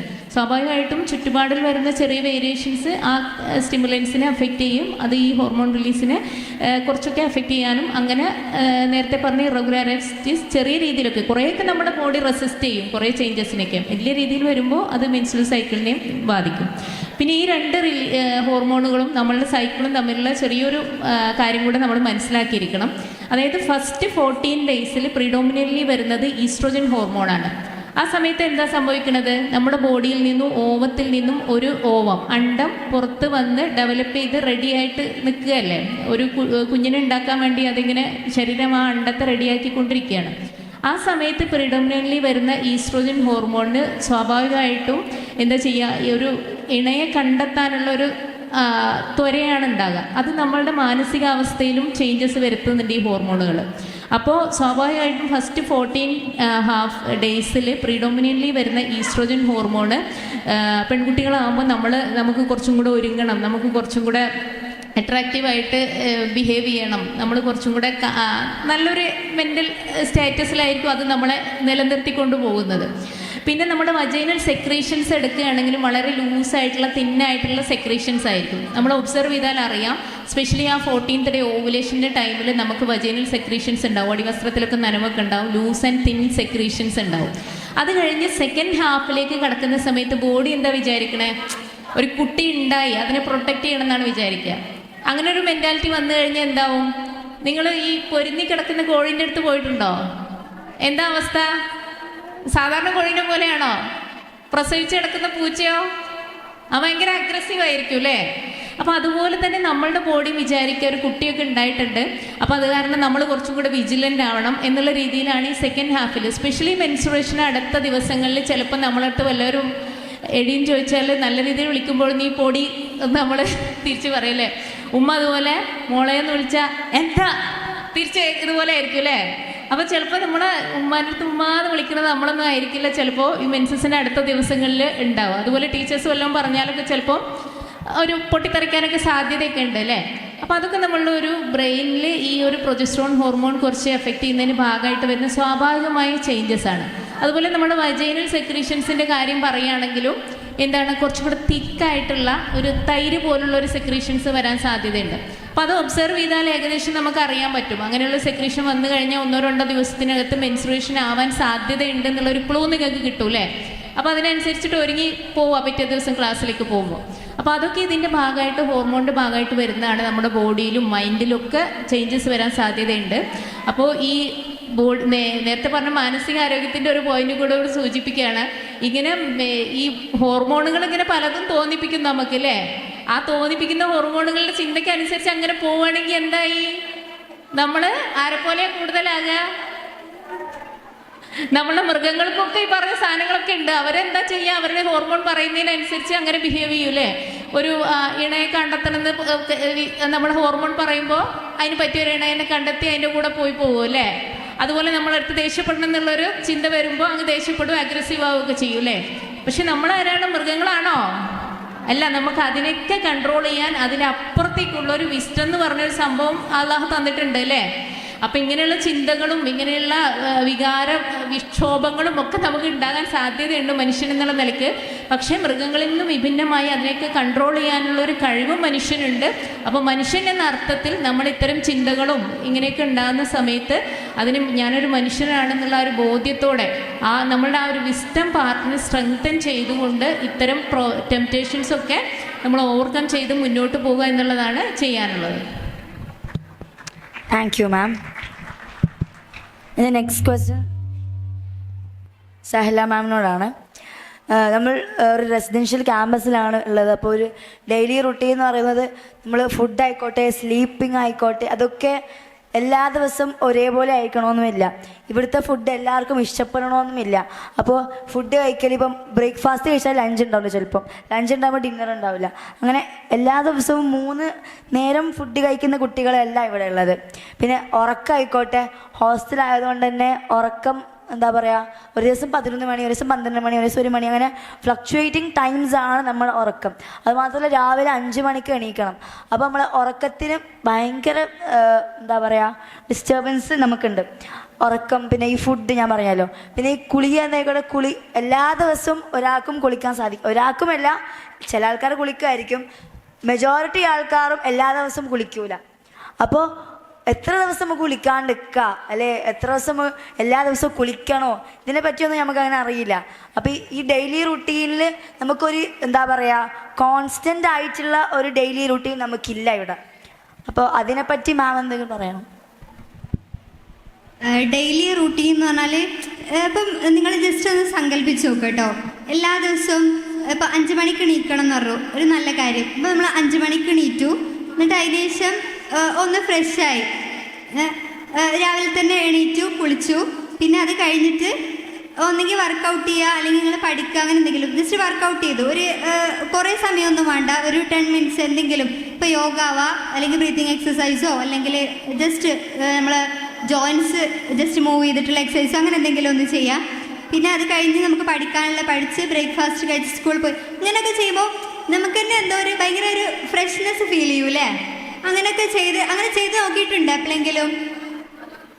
അപ്പം ആ ദിവസവും അല്ലാത്ത ദിവസവും തമ്മിൽ വ്യത്യാസം മനസ്സിലാവൂലേ? അപ്പം നമുക്കറിയാം അത് ചെയ്താൽ മാറ്റങ്ങളൊക്കെ ഉണ്ടാവുന്നത്. അപ്പം ഫസ്റ്റ് പറയാം ഫുഡ് നമ്മൾ സ്കിപ്പ് ചെയ്ത് കഴിയുമ്പോൾ, അപ്പം ബ്രേക്ക്ഫാസ്റ്റ് ഒക്കെ ആയിക്കോട്ടെ, നമ്മൾ സ്കിപ്പ് ചെയ്ത് കഴിയുമ്പോൾ രാത്രി കുറേ നേരത്തെ ഭക്ഷണം കഴിച്ചിട്ട് പിന്നെ ഭക്ഷണം കഴിക്കാതെ അതേപോലെ ക്ലാസ് പോകുമ്പോൾ നമ്മൾ ക്ഷീണം കൊണ്ട് ക്ലാസ് ശ്രദ്ധിക്കാൻ പറ്റുമോ? നമ്മൾ ഉറങ്ങിപ്പോകൂലേ? അതിന് പകരം ഇപ്പം നമ്മൾ ഫുഡ് കഴിച്ച് വയറ് നിറച്ച് ഫുഡ് കഴിക്കണ ഫുഡ് എന്താവണം എന്നുള്ളത് അവിടെ മെയിനായിട്ടുള്ള കാര്യമാണ്. അപ്പോൾ കുറേ ഭക്ഷണം കഴിച്ചത് ഫുള്ള് പെട്ടെന്ന് ദഹിക്കണ ഫുഡാണെന്നുണ്ടെങ്കിലും നിങ്ങൾ ചിലപ്പോൾ സ്കൂളിൽ പോയിട്ട് ഉറങ്ങാൻ ചാൻസ് ഉണ്ട്, അതായത് ക്ലാസ്സിൽ ഉറങ്ങും. അപ്പോൾ നമ്മൾ ബ്രേക്ക്ഫാസ്റ്റ് എപ്പോഴും പ്രോട്ടീനും ഫാറ്റും ഉള്ള ഫുഡാക്കാം. മീൻസ് കാർബോഹൈഡ്രേറ്റ്, കുറച്ച് കാർബോഹൈഡ്രേറ്റും പ്രോട്ടീനും ഫാറ്റും. ഫാറ്റ് എന്ന് പറയുമ്പോൾ നെയ്യ് കഴിക്കണം എന്നൊന്നുമില്ല. അതായത് ഇപ്പം നമ്മൾ ഇപ്പോൾ ഫിഷോ അല്ലെങ്കിൽ ചിക്കനോ കഴിക്കുകയാണെങ്കിൽ അതിൻ്റെ കൂടെ നമുക്ക് നെയ്യ് കിട്ടിക്കോളും, അങ്ങനെ അതായത് ഫാറ്റ് കിട്ടിക്കോളും. അങ്ങനെ കുറച്ച് എമൗണ്ടിൽ മതി അങ്ങനെ ഫാറ്റ് കിട്ടുക. പ്രോട്ടീനായിട്ട് കടല അങ്ങനെ എന്തെങ്കിലും പൾസസ് ആയിട്ടുള്ള എന്തെങ്കിലും ഒരു സാധനം അങ്ങനെ കഴിക്കാം. അപ്പോൾ നമുക്ക് ഭയങ്കര എനർജി ആവും ക്ലാസ്സിൽ പോകാനൊക്കെ. മീൻസ് ക്ലാസ്സിൽ ശ്രദ്ധിക്കാനും ടീച്ചർ പറയുന്നത് ഗ്രാസ്പ് ചെയ്യാനൊക്കെ നമുക്ക് പറ്റും. ബ്രേക്ക്ഫാസ്റ്റ് സ്കിപ്പ് ചെയ്ത് പോയാൽ നമ്മളെ ബ്രെയിനിന് നമ്മൾ പണി കൊടുക്കാം, അല്ലെങ്കിൽ ബോഡിക്ക് തന്നെ പണി കൊടുക്കാം. നമ്മളെ പട്ടിണി കിട്ടാൻ എന്താവും അവസ്ഥ? അപ്പം നമ്മൾക്ക് ജോലി ചെയ്യുകയാണെങ്കിൽ നമ്മളെ ബോഡിക്കുള്ളത് നമ്മൾ കൊടുക്കണ്ടേ? അപ്പം അതിന് വേണ്ടിയിട്ട് എന്തായാലും നമ്മൾ ഫുഡ് കഴിക്കണ ഫുഡ് നല്ല ഫുഡ് ആവാനും ശ്രമിക്കണം. പിന്നെ കുളി എല്ലാ ദിവസവും കുളിക്കണം വേണ്ട. അതായത് ഓരോരുത്തർ ഡിപ്പെൻഡ് ചെയ്തിരിക്കും. ഇപ്പം നമ്മൾ എന്നും ക്ലാസ്സിൽ വന്ന് കുറേ ആൾക്കാരായിട്ട് ഇൻറ്ററാക്ട് ചെയ്ത് കുറേ ക്ലാസ് കേട്ട് രാവിലെ മുതൽ വൈകുന്നേരം വരെ ഇവിടെ ഇരിക്കുക, എന്നിട്ട് നമ്മൾ കുളിക്കാതെ കിടന്നുറങ്ങുന്ന അവസ്ഥ ഒന്ന് ആലോചിച്ച് നോക്കി. ഭയങ്കര അവസ്ഥ അല്ലേ? അപ്പോൾ കാരണം നമ്മൾ നന്നായിട്ട് വേർത്തുണ്ടാവും. ഇപ്പം നമ്മൾ എവിടെയൊക്കെ തൊടുന്നോ അവിടെയൊക്കെ ഉള്ള അണുക്കളൊക്കെ നമ്മളെ മേത്തുണ്ടാവില്ലേ, നമ്മുടെ ശരീരത്തിലുണ്ടാവും. ആരോടൊക്കെ കോണ്ടാക്റ്റിൽ വരുന്ന അവർക്ക് എന്തെങ്കിലും അസുഖം ഉണ്ടെങ്കിൽ മേ ബി അതുവരെ നമ്മളെ ബോഡിയിലെത്താനുള്ള ചാൻസ് ഉണ്ട്. അപ്പോൾ നമ്മൾ സോപ്പ് ഇട്ട് അല്ലെങ്കിൽ എന്തെങ്കിലും ഇത് ഡിസിൻഫെക്റ്റൻസ് ഇട്ടിട്ട് നമ്മളൊന്ന് ഫ്രഷ് ആയി കഴിഞ്ഞാൽ അത് പോയി കിട്ടൂലേ. മീൻസ് കുളിക്കാതിരിക്കുക എന്നുള്ളതൊരു വൃത്തിൻ്റെ ഭാഗമാണെന്ന് പറയുമ്പോൾ അവിടെ വേറൊരു കാര്യം കൂടി ഉണ്ട്. നമ്മൾ കുറേ ഡിസീസ് നമുക്ക് പ്രിവെൻറ്റ് ചെയ്യാൻ പറ്റും കുളിക്കുന്നതിലൂടെ. അത് ആലോചിച്ചിട്ടുണ്ട് എപ്പോഴെങ്കിലും? ഈ കൊറോണ വന്ന സമയത്ത് നമ്മളോട് എല്ലാവരും ഹാൻഡ്സ് സാനിറ്റൈസ് ചെയ്യാനും ഡിസ്റ്റൻസ് കീപ്പ് ചെയ്യാനും മാസ്ക് ഇടാനൊക്കെ പറഞ്ഞിരുന്നു അല്ലേ? അത് കഴിഞ്ഞപ്പോൾ അതൊക്കെ പോയി. പിന്നെ കൈ കഴുകില്ല, കുളിക്കൂല, അങ്ങനെ ആയോ? ഇല്ല. അപ്പം നമ്മൾ കുളിക്കുമ്പോൾ മീൻസ് ബാക്കിയുള്ളവർക്കും കൂടി ഒരു ഉപകാരം, ബാക്കിയുള്ളവർക്ക് നമ്മളെ കൊണ്ട് ബുദ്ധിമുട്ടുണ്ടാക്കരുതല്ലോ. അപ്പോൾ കുറേ ദിവസം കുളിക്കാതിരുന്നാൽ എത്ര സ്പ്രേ പൂശിയെന്ന് പറഞ്ഞാലും അവിടെ ഒരു സംഭവം ഉണ്ടാവും. അപ്പം അതില്ലാതിരിക്കാൻ അറ്റ്ലീസ്റ്റ് എല്ലാ ദിവസവും ഒരു വട്ടെങ്കിലും കുളിക്കാൻ മീൻസ് നിങ്ങൾ തല എന്നും കഴുകണം എന്നൊന്നും ഞാൻ പറയില്ല, ശരീരം മൊത്തമെങ്കിലും കഴുകാം. പിന്നെ ഒരു 2 ദിവസം കൂടുമ്പോൾ തല കുളിക്കുക, ഇതൊക്കെ ചെയ്യാം. നമ്മൾ പറയും എപ്പോഴും സമയമില്ല, അല്ലെങ്കിൽ അവിടെ തിരക്കാണ്, ബാത്റൂം ഫ്രീ ഇല്ല എന്നൊക്കെ. നമ്മൾ ടോയ്ലറ്റ് പോകാൻ ആരും കാത്തിക്കണില്ലല്ലോ. അതെല്ലാവരും എല്ലാ ദിവസവും പ്രോപ്പറായിട്ട് തന്നെ ചെയ്യുന്നുണ്ട് അല്ലേ? പിന്നെ കുളിക്കാൻ മാത്രം എത്ര തിരക്ക്? അവിടെയുള്ള കുട്ടികൾ തന്നെയല്ലേ ഇവിടെ ഉള്ളത്? മീൻസ് ടോയ്ലറ്റ് പോകുന്ന ആൾക്കാരനല്ലേ ബാത്റൂമിൽ വരുന്ന ആൾക്കാർ. അപ്പം മാക്സിമം എല്ലാവരും കുളിക്കാൻ ശ്രമിക്കുക, നമുക്ക് വേണ്ടിയിട്ടും ബാക്കിയുള്ളവർക്ക് വേണ്ടിയിട്ടും. ഓക്കെ?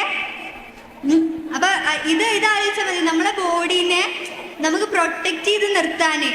വേറെ എന്തോ ആയിക്കോട്ടെ, അസുഖം വരൂലേ, അതില്ലാതിരിക്കാൻ വേണ്ടിയിട്ടെങ്കിലും നിങ്ങളെല്ലാവരും കുളിക്കുക. പിന്നെ കുളിച്ചൊക്കെ ഒന്ന് പോയാൽ ഭയങ്കര ഫ്രഷ് ആവും. ഇപ്പം രാവിലെ കുളിച്ചാൽ നിങ്ങൾ ശ്രദ്ധിച്ചിട്ടുണ്ടോയെന്നറിയില്ല, മീൻസ് നമ്മൾ എണീറ്റ് ഉടനെ ആ സമയത്ത് വെയിലൊക്കെ ആവണതിന് മുന്നേ സ്കൂൾ ക്ലാസ് പോകണ മുന്നേ കുളിച്ചാൽ കുറേ ഡിസീസ് നമുക്ക് പ്രിവെൻറ്റ് ചെയ്യാൻ പറ്റും. ശരിക്കും എനിക്ക് തോന്നിയിട്ടുള്ള ഒരു കാര്യം കേട്ടോ, അത് പേഴ്സണൽ ലൈഫിൽ. ഞാൻ എൻ്റെ ചെറിയ മോനുണ്ട്, മോനെ എണീറ്റ ഉടനെ അവന് ഫസ്റ്റ് കുളിയാണ്, അത് കഴിഞ്ഞിട്ടുള്ള ബ്രേക്ക്ഫാസ്റ്റ്. അപ്പോൾ ഓന് എനിക്ക് ചെറിയ കുട്ടിയാകുന്ന സമയത്ത് പെട്ടെന്ന് അലർജിയൊക്കെ വരുമായിരുന്നു. പക്ഷെ മോനക്ക് അലഹമില്ല അങ്ങനത്തെ പ്രശ്നമൊന്നും ഇപ്പോൾ മീൻസ് അങ്ങനെ ഭയങ്കര അടുപ്പിച്ചുള്ള പ്രശ്നമൊന്നുമില്ല.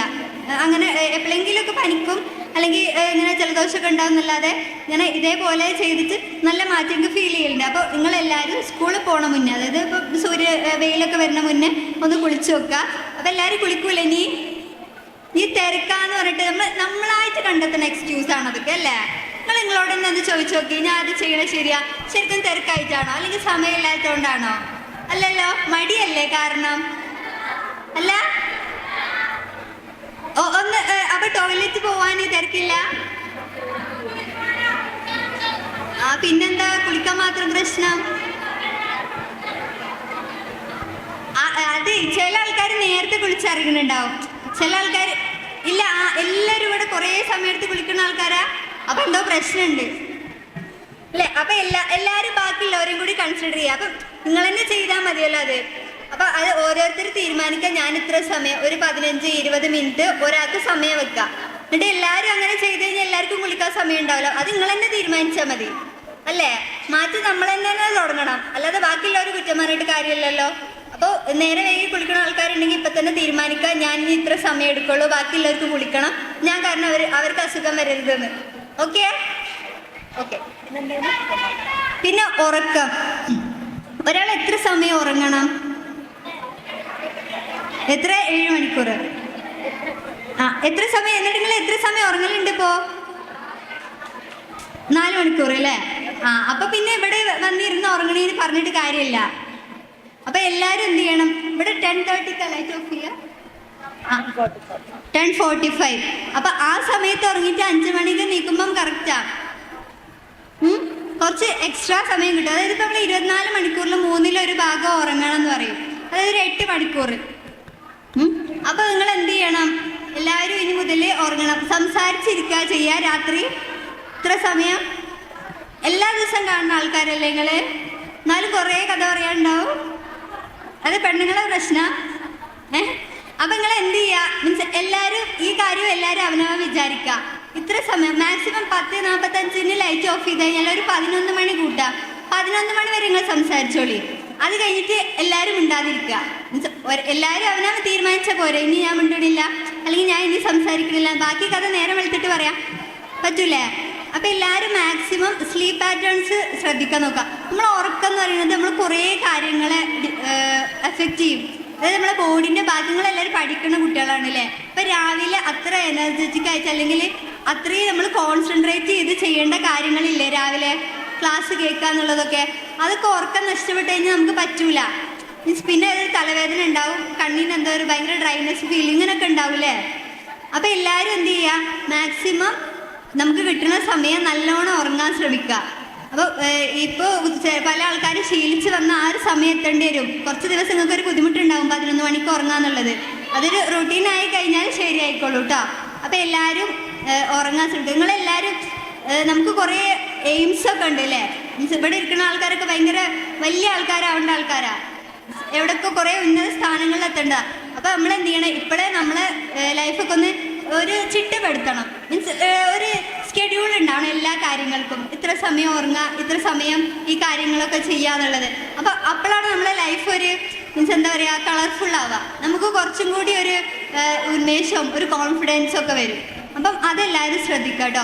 കാരണം ഈ ഉറക്കം എന്ന് പറയുന്ന ബാക്കി ഡിസീസ് കുറേ കഴിഞ്ഞാൽ നമുക്ക് ഡയബറ്റീസും ഹാർട്ട് ഡിസീസും അങ്ങനത്തെ ഈ ലൈഫ് സ്റ്റൈൽ ഡിസോർഡേഴ്സ് ഒക്കെ വരാനുള്ള മെയിൻ റീസൺ കൂടിയാണ് ഈ ഉറക്കമില്ലാത്ത. നമ്മൾ ഫുഡ് മാത്രം പറഞ്ഞിട്ട് കാര്യമില്ല, അല്ലെങ്കിൽ വേറെ എന്തെങ്കിലും കാര്യം മാത്രം പറഞ്ഞിട്ട് കാര്യമില്ല. അപ്പോൾ ഉറക്കം ഇതിൽ മെയിനായിട്ടുള്ള ഒരു ഇമ്പോർട്ടൻ്റ് ആയിട്ടുള്ള കാര്യമാണ്. അപ്പോൾ എല്ലാവരും അത് ശ്രദ്ധിക്കുക കേട്ടോ. ഇനി എല്ലാവരും നല്ലോണം ഉറങ്ങൂലേ? ഇനിയൊരു കോമൺ ക്വസ്റ്റ്യൻ ആണ്. നമ്മൾ കുറേ ഫുഡ് കഴിച്ചാൽ അതിനനുസരിച്ച് എക്സസൈസ് ചെയ്യണം എന്നല്ല പറയുന്നത്. ഇവിടെ നമ്മൾ എത്ര ഫുഡ് കഴിച്ചാലും നമുക്ക് എക്സസൈസ് ചെയ്യാനുള്ള ഒരു സിറ്റുവേഷനോ ടൈമോ നമുക്കില്ല. നമ്മൾ ഫുഡ് കഴിച്ചോ ആ ഒരു സാധനം മാത്രമാണ് നടക്കുന്നത്. മറ്റേ ഒരു ഫിസിക്കലായിട്ട് നമുക്ക് ഇവിടെ ഉണ്ടാവാറുണ്ട്, ഇപ്പം ഒരു എല്ലാ ദിവസവും അങ്ങനെയൊന്നുമില്ല. അപ്പം എങ്ങനെ നമ്മൾ ബാലൻസ് ചെയ്യുക ഈ ഒരു എക്സസൈസും ഈ ഒരു ഫുഡും ഒക്കെ?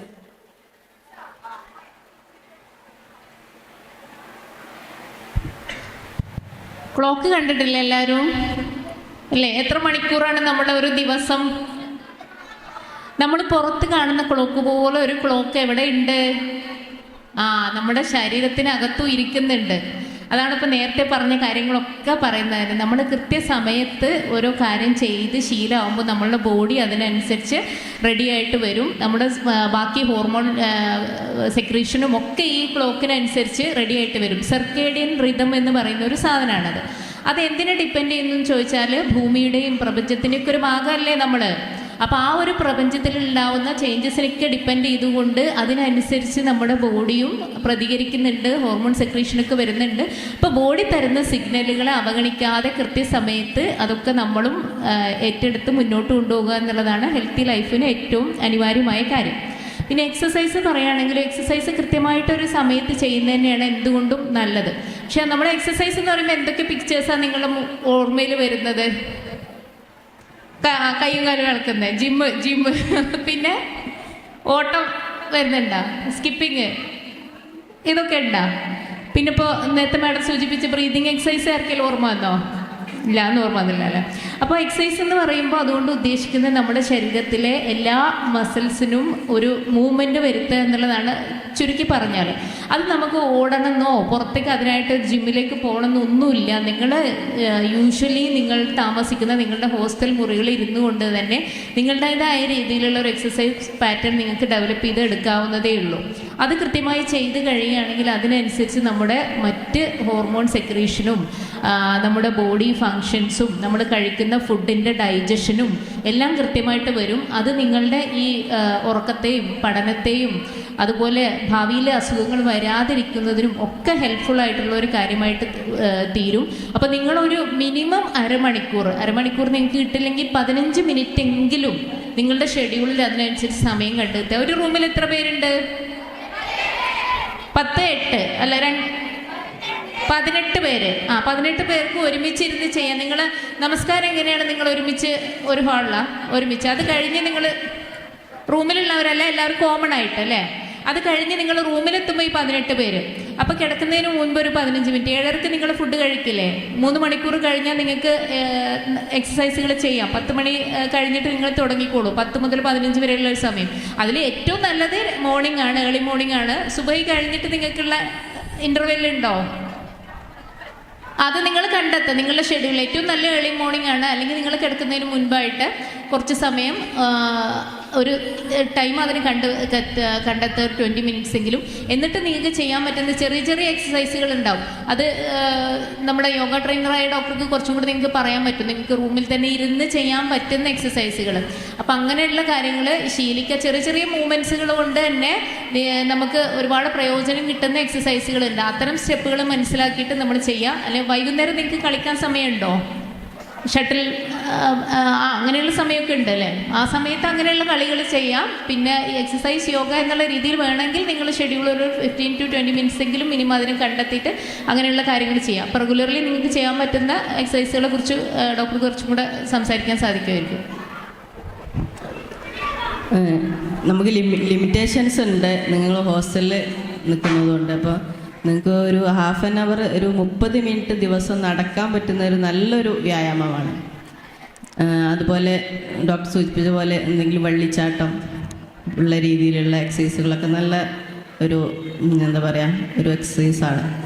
അപ്പോൾ ഇതിൻ്റെ കൂടെ നമുക്ക് ഫുഡാണ് നമ്മൾ പിന്നെ ശ്രദ്ധിക്കേണ്ടത്. കാരണം ഫുഡിൽ നമ്മൾ ഹൈ കലോറി എടുത്തിട്ട് പിന്നെ സെഡൻഡറി ആയിട്ട് നമ്മളൊന്നും ചെയ്യാതിരിക്കുമ്പോഴാണ് നമുക്ക് അപകടങ്ങൾ വരുന്നത്. അപ്പോൾ അതിന് നമ്മൾ ഫുഡിൽ മിതത്വം പാലിക്കുക. എന്നിട്ട് നിങ്ങൾ മോഡറേറ്റ് ആയിട്ട് ഇപ്പോൾ നടത്തം അങ്ങനത്തെ രീതികളിലേക്ക് പോവാം.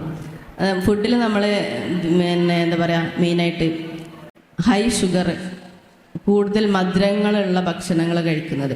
അതായത് എന്തിലൊക്കെ ഉണ്ട്, നമ്മൾ കഴിക്കുന്ന ബേക്കറി പലഹാരങ്ങളുണ്ട്, കേക്കിലുണ്ട്, പേസ്ട്രീസിലുണ്ട്, അല്ലെ, ക്യാൻഡീസ്, സോഫ്റ്റ് ഡ്രിങ്ക്സ്, അങ്ങനെ ചോക്ലേറ്റ്സ്. നമ്മൾ ഈ ഒരു പ്രായത്തിൻ്റെ ഒരു ഇതുകൊണ്ട് നമ്മൾ അതിലൊക്കെ ഒരു ടെംപ്റ്റേഷനുള്ളൊരു പ്രായമാണ്. പക്ഷേ ഇതിൻ്റെ ഒരു പ്രത്യേകത എന്ന് പറഞ്ഞു കഴിഞ്ഞാൽ അതിൽ നാരുകൾ കുറവാണ്, വിറ്റമിൻസ് മിനറൽസുകൾ കുറവാണ്, കലോറി കൂടുതലായതുകൊണ്ട് തന്നെ നമ്മളെ ശരീരത്തിൽ ഇത് ഫാറ്റായിട്ട് കൺവേർട്ട് ചെയ്ത് സ്റ്റോർ ചെയ്യുക ചെയ്യുന്നത്. അങ്ങനെയാണ് വെയിറ്റ് ഗെയിൻ സംഭവിക്കുന്നത്, ശരീരഭാരം കൂടുന്നത്. അപ്പോൾ നമ്മൾ പെൺകുട്ടികളൊക്കെ സംബന്ധിച്ച് നമുക്ക് വയറിൻ്റെ ഭാഗത്ത് അടിവയറൊക്കെ ആയിരിക്കും ഫാറ്റ് കൂടുക. അതുപോലെ ഇനിയിപ്പോൾ പ്രകടമായിട്ട് നിങ്ങൾക്ക് ശരീരഭാരം കൂടുന്നില്ലെങ്കിലും നിങ്ങളിതൊക്കെ കഴിച്ചിട്ടൊന്നും സംഭവിക്കില്ല. പക്ഷേ ഇൻറ്റേർണലി വിസറൽ ഫാറ്റ് എന്ന് പറയും, നമ്മളെ ആന്തരിക അവയവത്തിന് ചുറ്റും മഞ്ഞ നിറത്തിലുള്ള ഫാറ്റ്. ഇതാണ് നമ്മളെ പല അപകടങ്ങൾ ഉണ്ടാക്കുന്നത്. നമ്മൾ ഇൻസുലിൻ റെസിസ്റ്റൻസ് പോലുള്ള ഹോർമോണൽ പ്രശ്നം വരുമ്പോഴാണ് നമുക്ക് PCOD, പോളിസിസ്റ്റിക് ഒവേറിയം ഡിസീസ് എന്ന് കേട്ടിട്ടുണ്ടാവില്ല നിങ്ങൾക്ക്. അതിൻ്റെ ഒരു സിംറ്റമാണ് എന്ത്, നമ്മളെ മെൻസസ് ഇറഗുലാരിറ്റീസ്. ഇത് ഭാവിയിൽ നമുക്ക് ഫെർട്ടിലിറ്റി ഇഷ്യൂസൊക്കെ വരും. പിന്നെ തൈറോയ്ഡ് ഡിസ്ഫങ്ഷന്, തൈറോയ്ഡ് പ്രോബ്ലം. തൈറോയ്ഡ് നിങ്ങളെ ഇപ്പോഴത്തെ ഒരവസ്ഥയിൽ ഹോർമോൺ ശരിയായിട്ട് പ്രവർത്തിക്കണമെങ്കിൽ ഹെൽത്തി ഫുഡ് കഴിക്കണം. അപ്പോൾ അത് ഹോർമോൺ കറക്റ്റായിട്ട് പ്രൊഡ്യൂസ് ചെയ്താൽ ഈ ഒരു പ്രായത്തിൽ നിങ്ങൾക്ക് ഗ്രോത്ത് ആൻഡ് ഡെവലപ്മെൻറ്റൊക്കെ കാര്യമായിട്ടൊന്ന് കിട്ടുള്ളൂ. അതുപോലെ നിങ്ങളെ റീപ്രൊഡക്ഷൻ സിസ്റ്റത്തിൻ്റെ മെച്ചുറേഷന്, അതിൻ്റെ ഹെൽത്തിനൊക്കെ വളരെ ഇമ്പോർട്ടൻ്റ്. അപ്പോൾ ഞാൻ പറഞ്ഞു വരുന്നത് ഈ മഞ്ഞ കൊഴുപ്പ്, വിസറൽ ഫാറ്റ് ഒത്തിരി എന്താ പറയുക ലൈഫ് സ്റ്റൈൽ ഡിസീസിലേക്ക് ഇത് കൊണ്ടുപോകുന്നുണ്ട്. അതുപോലെ തന്നെ ഭാവിയിൽ ടൈപ്പ് 2 ഡയബറ്റിസ്, പ്രമേഹം വരാനുള്ള സാധ്യത. അപ്പോൾ അങ്ങനെ ഈ കൂടുതലായിട്ടുള്ള എക്സസ് ആയിട്ടുള്ള ഷുഗർ ഇൻടേക്ക് വളരെ അപകടം വരുത്തുന്നതാണ്. അപ്പോൾ അതിന് നമ്മൾ മാക്സിമം ലിമിറ്റ് ചെയ്യാം. പിന്നെ വരുന്നതാണ് എന്ത്, ട്രാൻസ് ഫാറ്റുകൾ, നമ്മൾ ചീത്ത കൊഴുപ്പുകൾ. അപ്പോൾ അത് വരുന്നത് processed food, packet food, deep fried, അങ്ങനത്തെ ഉള്ള ഫുഡുകളൊക്കെ ഉണ്ടല്ലോ നമ്മൾ പുറത്തുനിന്ന് വാങ്ങിച്ച് കഴിയും. അതിലാണ് അൺഹെൽത്തി ഫാറ്റായിട്ടുള്ള കാര്യങ്ങൾ. ഇതും നമ്മൾ കൂടുതലായിട്ട് കഴിക്കുമ്പോൾ നമ്മുടെ ശരീരത്തിൽ അടിഞ്ഞുകൂടി ഇത്തരം ആരോഗ്യ പ്രശ്നങ്ങളൊക്കെ ഉണ്ടാക്കും. അപ്പോൾ ഒരു ഫുഡിലൊരു മിതത്വം പാലിക്കുക, ഹെൽത്തി ഫാറ്റ്സ് എടുക്കുക. നമുക്ക് ഫാറ്റ്സ് വേണം, കൊഴുപ്പുകൾ നമുക്ക് ആവശ്യമാണ്. നമ്മൾ വൈറ്റമിൻ ഫാറ്റ് സോൾബിളായിട്ടുള്ള വൈറ്റമിൻസുകളാണ് A, D, E, K. ഇതൊക്കെ നമുക്ക് ശരീരത്തിൽ കിട്ടണമെങ്കിൽ നമുക്ക് അത്യാവശ്യത്തിന് ഫാറ്റ്സ് എടുക്കണം. അപ്പോൾ ഫാറ്റ്സ് എടുക്കുന്ന രീതിയാണ്, അതായത് നമുക്ക് ഒരു ഹെൽത്തി ഫാറ്റ്സ് എന്നത് ഇൻവിസിബിളായിട്ട് നമുക്ക് ഫാറ്റ് കിട്ടും. അതായത് കാണാൻ പറ്റാത്ത ഫാറ്റ്സുകളുള്ളതാണ് നട്ട്സുകൾ, seeds, pumpkin seed, chia seed എന്നൊക്കെ നിങ്ങൾ കേട്ടിട്ടുണ്ടാവും, ഫ്ലാക്സ് സീഡ്, ആൽമണ്ട്, അല്ലേ, വാൽനട്ട്, ഇതിലൊക്കെ നിലക്കടല, ഇങ്ങനത്തെ ഇതിലൊക്കെ നല്ല ഫാറ്റ്സുകളാണ്. അതുപോലെ ചെറു മത്സ്യങ്ങളിൽ നല്ല ഫാറ്റാണ്, omega-3 ഫാറ്റി ആസിഡ്, നമ്മളെ ബ്രെയിൻ ഫങ്ഷനൊക്കെ നന്നായി നടക്കാൻ വേണ്ടിയിട്ട് മത്സ്യങ്ങളിൽ കാണുന്ന ഫാറ്റ്സ്. പിന്നെ അവക്കാഡോ, ഇങ്ങനെയുള്ള ഇതൊക്കെ നല്ല ഫാറ്റ്സ്. അപ്പോൾ ഇതൊക്കെ ഭക്ഷണത്തിൻ്റെ ഭാഗമാക്കുക. അതോടൊപ്പം നമുക്ക് ഉപയോഗിക്കാം, ലിമിറ്റ് ചെയ്ത് ഉപയോഗിക്കുന്നതാണ് എന്ത്, ബട്ടർ, ചീസ്, നെയ്യ്, ഇതൊക്കെ നമുക്ക് ലിമിറ്റേഷൻസ് നമുക്ക് ഉപയോഗിക്കാം. കൂടുതലായിട്ട് ഉപയോഗിക്കേണ്ടത് എന്താ പറയുക, ഫിഷിലുള്ളത് നട്ട്സ് ആൻഡ് സീഡ്സ്, അവക്കാഡോ, ഇങ്ങനെയുള്ള ഫാറ്റ്സുകൾ കൂടുതൽ ഉപയോഗിക്കുക. അപ്പോൾ ട്രാൻസ് ഫാറ്റ് ആയിട്ടുള്ള ഹൈഡ്രോജനേറ്റഡ് ആയിട്ട് പ്രോസസ്സിലൂടെ ഒക്കെ പോകുന്നത് കഴിഞ്ഞ് റിഫൈൻഡ് ഓയിൽസുകൾ ഇപ്പോൾ ഒരുപാട് മാർക്കറ്റിൽ കിട്ടുന്നുണ്ട്. അതൊന്നും ഒരു എന്താ പറയുക വെജിറ്റബിൾ ഓയിൽസ് എന്നൊക്കെ പറഞ്ഞിട്ട് വരുന്നതൊന്നും അത്ര നല്ല ഗുണമല്ല തരുന്നത്. അപ്പോൾ നമുക്ക് വെളിച്ചെണ്ണ ഉപയോഗിക്കാം, ഒലീവ് ഓയിൽ ഉപയോഗിക്കാം, ഈ രീതിയിൽ ഉപയോഗിക്കാം. അപ്പോൾ അതൊക്കെ ഒരു മിതത്വം പാലിക്കാം. നമ്മളെ നേരത്തെ ഡോക്ടർ സൂചിപ്പിച്ച പോലെ ഒരു ദിവസം 2000 കിലോ കലോറി ആണെങ്കിൽ അതിൻ്റെ ഒരു 30% നമുക്ക് ഫാറ്റ് ആവശ്യമാണ്. ഫാറ്റിന് ഒരുപാട് നമ്മുടെ ശരീരത്തിൽ ചെയ്യേണ്ട കാര്യങ്ങളുണ്ട്. ഹോർമോണൽ റെഗുലേഷൻസിനൊക്കെ വളരെ അത്യാവശ്യമാണ് ഫാറ്റ്. അപ്പോൾ ഷുഗർ, ഫാറ്റ്, അതിൻ്റെ ഒരു ഹെൽത്തി വശം നിങ്ങൾ മനസ്സിലാക്കുക. അപ്പോൾ പിന്നെ നമുക്ക് ഷുഗർ നല്ല രീതിയിൽ കിട്ടുന്നത് നമുക്ക് ഷുഗർ എടുക്കുമ്പോൾ നമുക്ക് ഗ്ലൂക്കോസ് ആയിട്ടാണല്ലോ വേണ്ടത് നമ്മുടെ ശരീരത്തിന്. ബ്രെയിനിൻ്റെ ശരിയായിട്ടുള്ള പ്രവർത്തനത്തിനൊക്കെ എന്ത് വേണം? ഗ്ലൂക്കോസ് വേണം. അതുകൊണ്ടാണ് ബ്രേക്ക്ഫാസ്റ്റ് സ്കിപ്പ് ചെയ്തതെന്ന് ഇങ്ങോട്ട് പറയുന്നത്. അപ്പോൾ അത് നമുക്ക് നല്ല കാർബോഹൈഡ്രേറ്റ്സ് എന്ന് പറയുന്നത് കോംപ്ലക്സ് കാർബോഹൈഡ്രേറ്റ്സ് എന്ന വിഭാഗത്തിൽ നിന്നാണ്. അതാണ് നമുക്ക് കിട്ടേണ്ടത്. തവിടുള്ള ധാന്യങ്ങൾ, പയറുവർഗ്ഗങ്ങൾ, പച്ചക്കറികൾ, പഴവർഗ്ഗങ്ങൾ, കിഴങ്ങ് വർഗ്ഗങ്ങൾ. അപ്പം ഇതിൽ നിന്നൊക്കെ നല്ല ഷുഗർ ഗ്ലൂക്കോസായിട്ട് നമുക്ക് കിട്ടുന്നുണ്ട്. അപ്പം നിങ്ങൾ ആഡഡ് ഷുഗേഴ്സ് മാക്സിമം കുറക്കാനായിട്ട് ശ്രമിക്കുക. അപ്പം നിങ്ങൾക്ക് കൂടുതലായിട്ട് ഫാറ്റ് അക്യുമുലേഷൻ നിങ്ങളെ ബോഡിയിൽ വരുന്നില്ല. അപ്പോൾ മൈൽഡായിട്ടുള്ള വാക്കിങ് പോലുള്ള എക്സസൈസുകൾ ചെയ്യാം. അതുപോലെ കിടന്നിട്ട് നമ്മൾക്ക് എന്ത് ചെയ്യാം? ജസ്റ്റ് ഒന്ന് കാല് സ്ട്രെയിറ്റ് ആക്കിയിട്ട് ഓരോന്നായിട്ട് ഇങ്ങനെ ഉയർത്തി താഴ്ത്തുക, പുഷപ്പുകൾ ചെയ്യാം. നിങ്ങൾക്ക് അറിയുന്ന രീതിയിൽ. പിന്നെ സിറ്റപ്സ്, നേരെ ഇങ്ങനെ ഇരുന്നിട്ട് എണീക്കുക, അങ്ങനത്തെ കുറച്ച് ട്വിസ്റ്റിങ്, ബോഡി ട്വിസ്റ്റ് ചെയ്യുക. പിന്നെ നിന്നെടുത്ത് തന്നെ ഒന്ന് ജോഗിങ് ചെയ്യണ പോലൊക്കെ ചെയ്യാം. അപ്പം അങ്ങനെ ഒരു 10-15 മിനിറ്റ്. പിന്നെ ഒരു ബ്രീത്തിങ് ടെക്നിക്സ് ഒക്കെ പോലെ നമുക്ക് എല്ലാവരും നിവർന്നിരുന്നേ, സ്ട്രെയിറ്റ് ആയിട്ട് ഇരിക്കുക, ബാക്ക് സ്ട്രെയിറ്റ്, നെക്ക് സ്ട്രെയിറ്റ് ആയിട്ട്. എന്നിട്ട് കണ്ണുകളടക്കുക. എല്ലാവരും കണ്ണുകളടച്ച്. ഓക്കെ, എല്ലാ തോട്ട്സും മാറ്റിവെക്കുക, എല്ലാ ചിന്തകളും മാറ്റിവെച്ച് ബ്രീത്തിങ്ങിൽ ശ്രദ്ധിക്കുക. നിങ്ങളെ ബ്രീത്തിങ്ങിൽ ശ്രദ്ധിക്കട്ടെ. നല്ലൊരു ഡീപ്പായിട്ട് ഇൻഹേൽ ചെയ്യുക, കംപ്ലീറ്റ് ആയിട്ട് എക്സേൽ ചെയ്യുക. ഒരു ദീർഘശ്വാസം എടുക്കുക, പൂർണ്ണമായിട്ട് വിടുക. വേറൊരു തോട്ട്സും നിങ്ങൾക്ക് ഉണ്ടാവരുത്.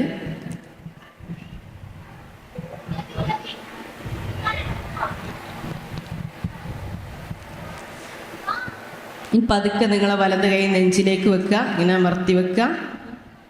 യെസ്, നിങ്ങളെ ബ്രീത്തിങ് ഒന്ന് ശ്രദ്ധിച്ച്. ശ്വാസം എടുക്കുമ്പോൾ നിങ്ങളെ ചെസ്റ്റ് ഇങ്ങനെ എക്സ്പാൻഡ് ചെയ്ത് വരും. ലങ്സിൽ ഇങ്ങനെ ഓക്സിജൻ ഇങ്ങനെ നിറഞ്ഞ് എക്സ്പാൻഡ് ചെയ്ത് വരുന്നു. ശ്വാസം വിടുമ്പോൾ നിങ്ങളെ നെഞ്ച് കൊളാപ്സ് ചെയ്ത് വരും. ഇങ്ങനെ അതിൽ ബ്രീത്തിങ്ങും നിങ്ങളെ ചെസ്റ്റ് മൂവ്മെൻറ്റ്സും മാത്രം അവെയർ ചെയ്തിട്ട് ഒരു 10 കൗണ്ട്സ് ചെയ്യട്ടെ.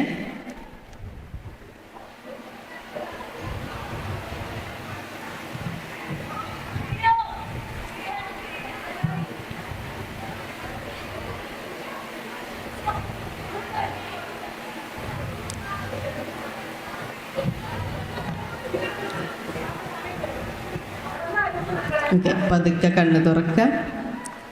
അപ്പം ഇങ്ങനെയൊക്കെ ദിവസം എന്ത് ചെയ്യാം? ഒന്ന് ചെയ്തു നോക്കുക. രാവിലെ എണീറ്റ ഉടനെ, പിന്നെ കിടക്കുന്നതിന് കുറച്ച് മുന്നേ പ്രയറൊക്കെ കഴിഞ്ഞിട്ട് നിങ്ങൾ ഇങ്ങനെ ഒരു ബ്രീത്തിങ്ങിലൊക്കെ ശ്രദ്ധിച്ച് അന്നത്തെ ദിവസം നിങ്ങൾക്ക് പ്രയാസം ഉണ്ടായിട്ടുള്ള കാര്യങ്ങളൊക്കെ കഴിഞ്ഞിട്ടുണ്ടെങ്കിലോ അതൊക്കെ പോസിറ്റീവായിട്ട് എടുത്തിട്ട് അന്നത്തെ ദിവസം മൈൻഡ് നല്ല ക്ലിയർ ആക്കിയിട്ട് ബ്രീത്തിങ്ങിലൊക്കെ ശ്രദ്ധിച്ച് കാമായിട്ട് കിടന്നുറങ്ങാൻ വേണ്ടി ശ്രമിക്കാം. ഇതൊക്കെ ഇത്തരം കാര്യങ്ങളൊക്കെ ശ്രദ്ധിച്ചാൽ മതി. താങ്ക് യു മാം.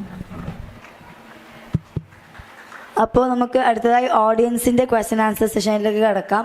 നിങ്ങൾക്ക് നിങ്ങളെ എക്സ്പീരിയൻസിൽ നിന്നുണ്ടാകുന്ന ചില ക്വസ്റ്റ്യൻസ് ഉണ്ടാവും, നിങ്ങളുടെ ഹെൽത്ത് പ്രോബ്ലംസ് ഉണ്ടാവും. അങ്ങനെ എന്തെങ്കിലും ഡൗട്ടുകൾ ഉണ്ടെങ്കിൽ ഇവരോട് ചോദിക്കാം. Audience please.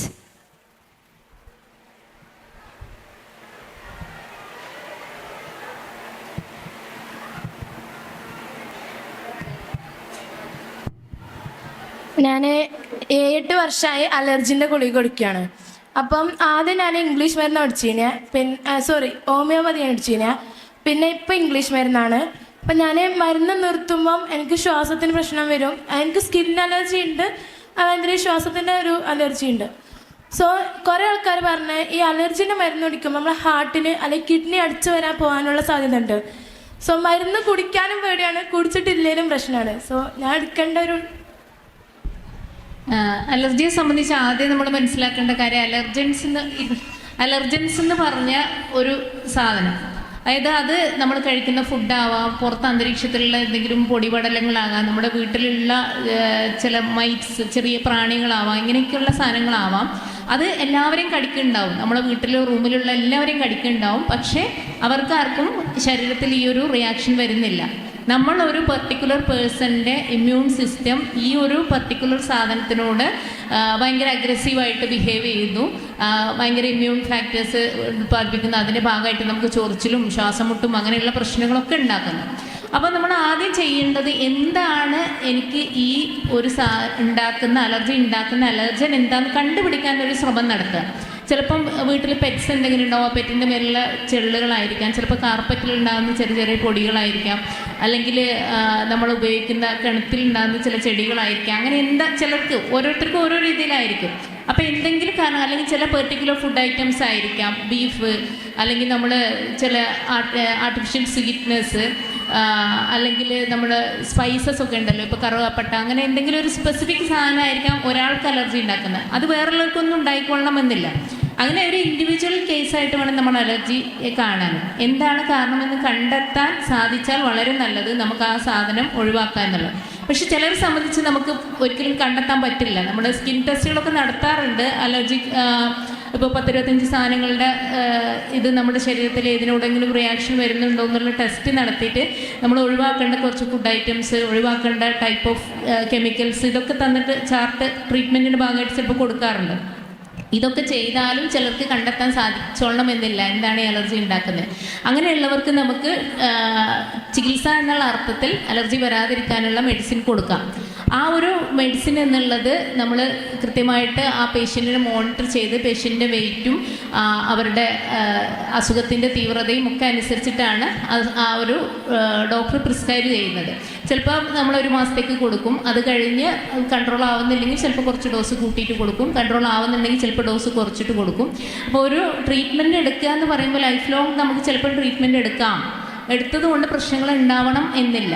അപ്പോൾ എടുക്കുന്ന സമയത്ത് നോക്കേണ്ടത് under the supervision of A qualified doctor എന്നുള്ളതാണ് അതിൻ്റെ കാര്യത്തിൽ നോക്കാനുള്ളത്.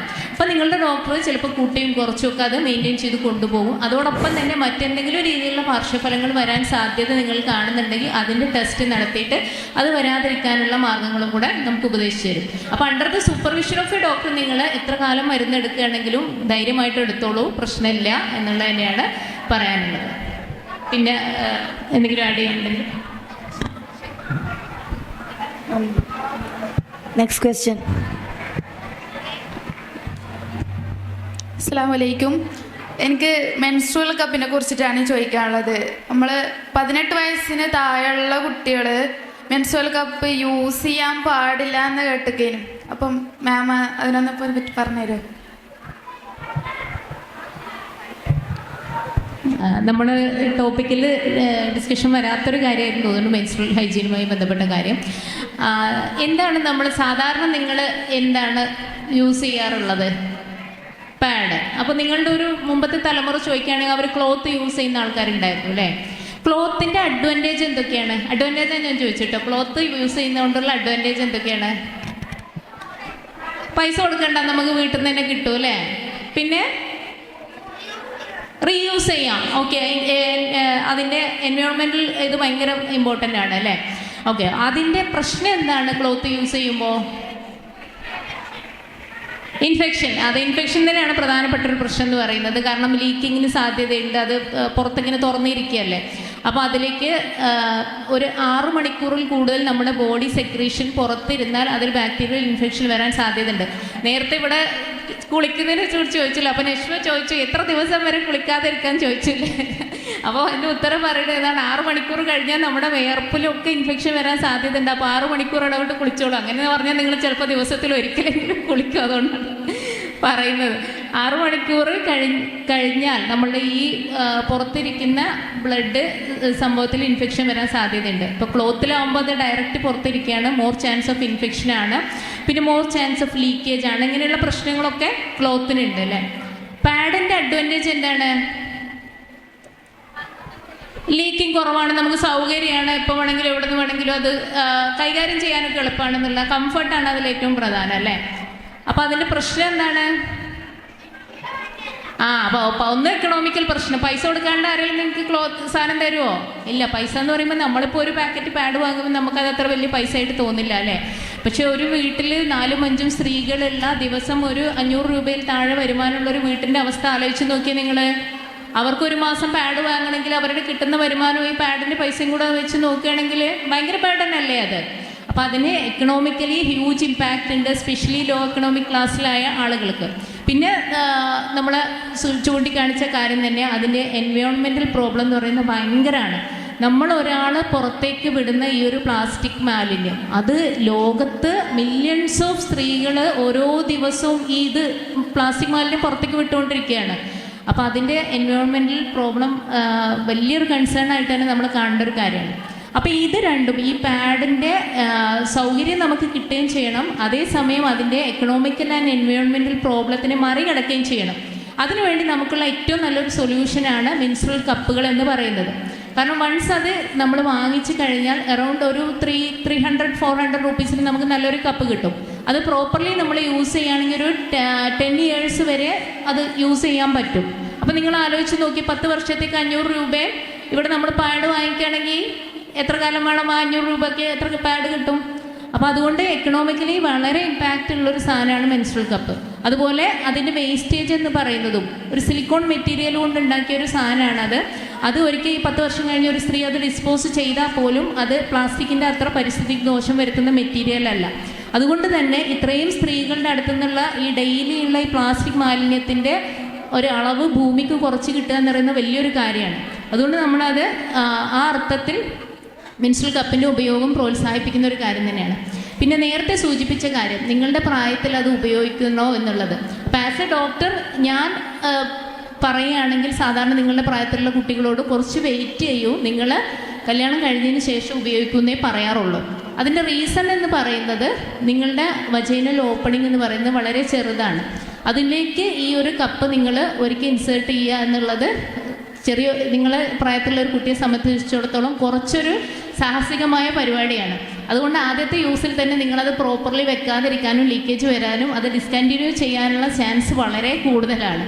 പിന്നെ രണ്ടാമത്തെ കാര്യം എന്ന് പറയുന്നത്, നിങ്ങളുടെ പ്രായത്തിലുള്ള ഒരാൾ അത് യൂസ് ചെയ്യുമ്പോൾ കുറച്ചുകൂടി മെച്യൂർഡായ ഒരാൾ യൂസ് ചെയ്യുന്നതിനേക്കാളും മോർ ചാൻസ് ഓഫ് ഇൻഫെക്ഷന് സാധ്യതയുണ്ട്. ബാത്റൂമിൽ വെച്ച് ഈ ഒരു സാധനം കൈകാര്യം ചെയ്യുകയും അത് നമ്മളുടെ ഉള്ളിലേക്ക് ഇൻസേർട്ട് ചെയ്യുകയും ചെയ്യുന്ന സമയത്ത് ഒരു പ്രോപ്പർലി ഹൈജീനിക് അവയർനെസ് കൃത്യമായിട്ട് ഇല്ലാത്ത ഒരാളത് ഡീൽ ചെയ്യുന്ന സമയത്ത് മോർ ചാൻസ് ഓഫ് ഇൻഫെക്ഷൻ ആണ്.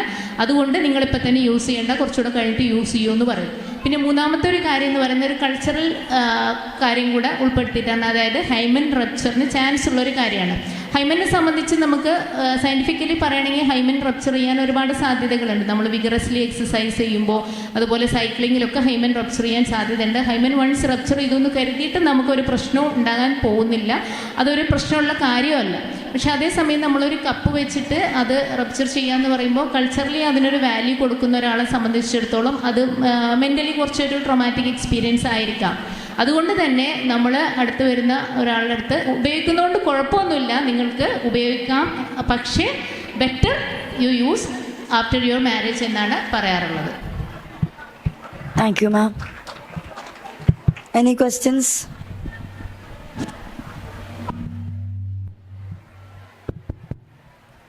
മാം, എൻ്റെ ക്വസ്റ്റ്യൻ എന്താണെന്ന് പറഞ്ഞാൽ, ഈ പീരിയഡ്സ് ആകുമ്പോൾ ഹോട്ട് വാട്ടർ ബാഗ് യൂസ് ചെയ്യണത് നല്ലതല്ല എന്ന് കേട്ടിട്ടുണ്ട്. അപ്പോൾ അതിനെക്കുറിച്ചിട്ടും അതേപോലെ ഈ അലർജി ഉള്ളവർക്ക് സുബിഹി നമ്മൾ ഈ രാവിലെ ഒക്കെ ആകുമ്പോൾ അലർജി കുറച്ച് കൂടുതലായിട്ട് ഫീൽ ചെയ്യണത് എന്തുകൊണ്ടാണ്?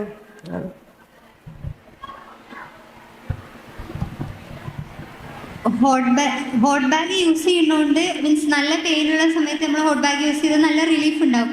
അതുകൊണ്ട് വേറെ പ്രശ്നങ്ങളൊന്നും ആയിട്ടുള്ളത് ഇല്ല. അങ്ങനെ ഒരു സ്റ്റഡീസ് ഒന്നും അതുവരെ ഉണ്ടായിട്ടില്ല. അത് ഉപയോഗിക്കാം.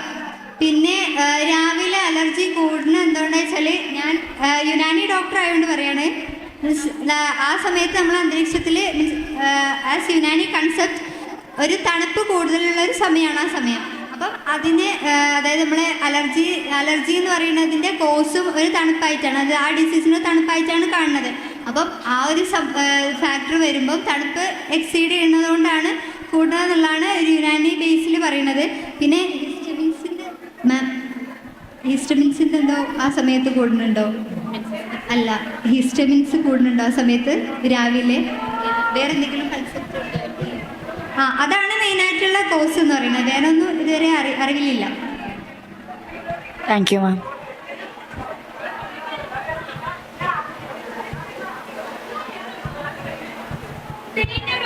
മാം, ഞാൻ ഇവിടെ വന്നതിന് ശേഷം ഒരു മന്ത് കഴിഞ്ഞതിന് ശേഷം എനിക്ക് പീരീഡ്സ് മാസത്തിൽ 2 വട്ടമായി. അപ്പോൾ അത് എന്താ കാരണം? ഇപ്പോൾ കണ്ടിന്യൂസ് ആയിട്ട് അങ്ങനെ തന്നെയാണുള്ളത്. എത്ര ദിവസം ഗ്യാപ്പ് ഉണ്ടാവും? 15 days ഒക്കെ ആയിട്ട് ഗ്യാപ്പ് ഉണ്ടാവും അല്ലേ? വേറെ എന്തെങ്കിലും പ്രശ്നമുള്ളതായിട്ട് തോന്നലുണ്ടാവും? ഇവിടെ വന്നതിന് ശേഷമാണ് പ്രശ്നം. ഇതുവരെ ഡോക്ടറെ കാണിച്ചിട്ടില്ല. ഇങ്ങനെ ആകുമ്പോൾ ബെറ്റർ. കുറേ മാസങ്ങളായിട്ട് ഇങ്ങനെ ഉണ്ടെങ്കിൽ ഒരു ഗൈനക്കോളജിസ്റ്റിനെ കാണിക്കുന്നതാണ് ഏറ്റവും നല്ലത്. വേറെ എന്തെങ്കിലും ഫാക്ടേഴ്സ് നിങ്ങൾക്ക് മീൻസ് പ്രശ്നമായിട്ടുള്ളത് നിങ്ങൾക്ക് തോന്നുന്നുണ്ടെന്നുണ്ടെങ്കിൽ അത് സോർട്ട് ചെയ്യാന്നുള്ളതുള്ളൂ. കാരണം ഇത്ര ദിവസം ഒന്നും മീൻസ് ആ ഗ്യാപ്പ് എന്ന് പറയുന്നത് ഇത്ര ചുരുങ്ങിയ ദിവസം ആവാതെ നോക്കാം. പിന്നെ എനിക്കിവിടെ മെയിൻ പ്രോബ്ലം ആയിട്ട് തോന്നുന്നത് ഹെഡേക്ക് ആണ്. ഫ്രീക്വൻ്റ്ലി ആയിട്ട് നമ്മൾ സ്റ്റഡിയും സ്ട്രെസ്സും അതിൻ്റെ ഒരു കാര്യം കൊണ്ടായിരിക്കാം.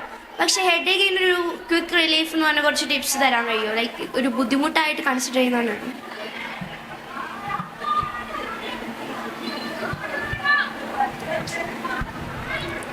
ഹെഡേക്ക് പല കാരണങ്ങളുണ്ടാവും. അപ്പോൾ ഡീഹൈഡ്രേഷൻ സംഭവിക്കുമ്പോൾ ഹെഡേക്ക് വരും. അപ്പോൾ നമ്മൾ ശരിയായ അളവിൽ വെള്ളം കുടിച്ചിട്ടില്ലെങ്കിൽ അപ്പോൾ നമുക്ക് മൈഗ്രെയിൻ ഹെഡേക്കൊക്കെ ട്രിഗർ ചെയ്യാനുള്ള ചാൻസ് ഉണ്ട്. അതുപോലെ പിന്നെ ഭക്ഷണം നന്നായിട്ട് സ്കിപ്പ് ചെയ്യുന്ന കൂട്ടത്തിലാണെങ്കിലും ഹെഡേക്ക് വരും. ഇപ്പോൾ രാവിലത്തെ ഭക്ഷണം സ്കിപ്പ് ചെയ്തിട്ടാണെങ്കിൽ അങ്ങനെ ഹെഡേക്ക് വരാൻ വളരെ ചാൻസ് ഉണ്ട്. അപ്പോൾ അത്തരം കാര്യങ്ങളൊക്കെ നിങ്ങളിൽ ഉണ്ടെങ്കിൽ എന്ത് ചെയ്യാം, സ്ലീപ്പ് പാറ്റേൺ റെഡിയാക്കുക, വെള്ളം നന്നായി കുടിക്കുക, 3 മുതൽ 3.5 ലിറ്റർ വരെ വെള്ളം കുടിക്കുക, നന്നായി എപ്പോഴും ഹൈഡ്രേറ്റ് ആയിട്ടിരിക്കുക, പിന്നെ എല്ലാ നേരത്തും കൃത്യമായ അളവിൽ ഭക്ഷണം കഴിക്കുക. ഇത്തരം കാര്യങ്ങളൊക്കെ ശ്രദ്ധിച്ചിട്ടും നിങ്ങൾക്ക് ഹെഡേക്ക് ഉണ്ടെങ്കിൽ അതൊരു ഫിസിഷ്യനെ കാണിക്കുകയായിരിക്കും നല്ലത്. ഇനി ഒരു ലാസ്റ്റ് ക്വസ്റ്റ്യനോട് കൂടെ സെഷൻ വൈൻഡ് അപ്പ് ചെയ്യാം. 1 more question. ഹെഡേക്കിൻ്റെ പറഞ്ഞില്ലേ, മൈഗ്രെയിൻ്റെ സ്പെസിഫിക് ആയിട്ടൊന്ന് പറഞ്ഞു തരുമോ? ഈ മൈഗ്രെയിൻ്റെ കോസസ് അത് ഒഴിവാക്കാനുള്ളത്.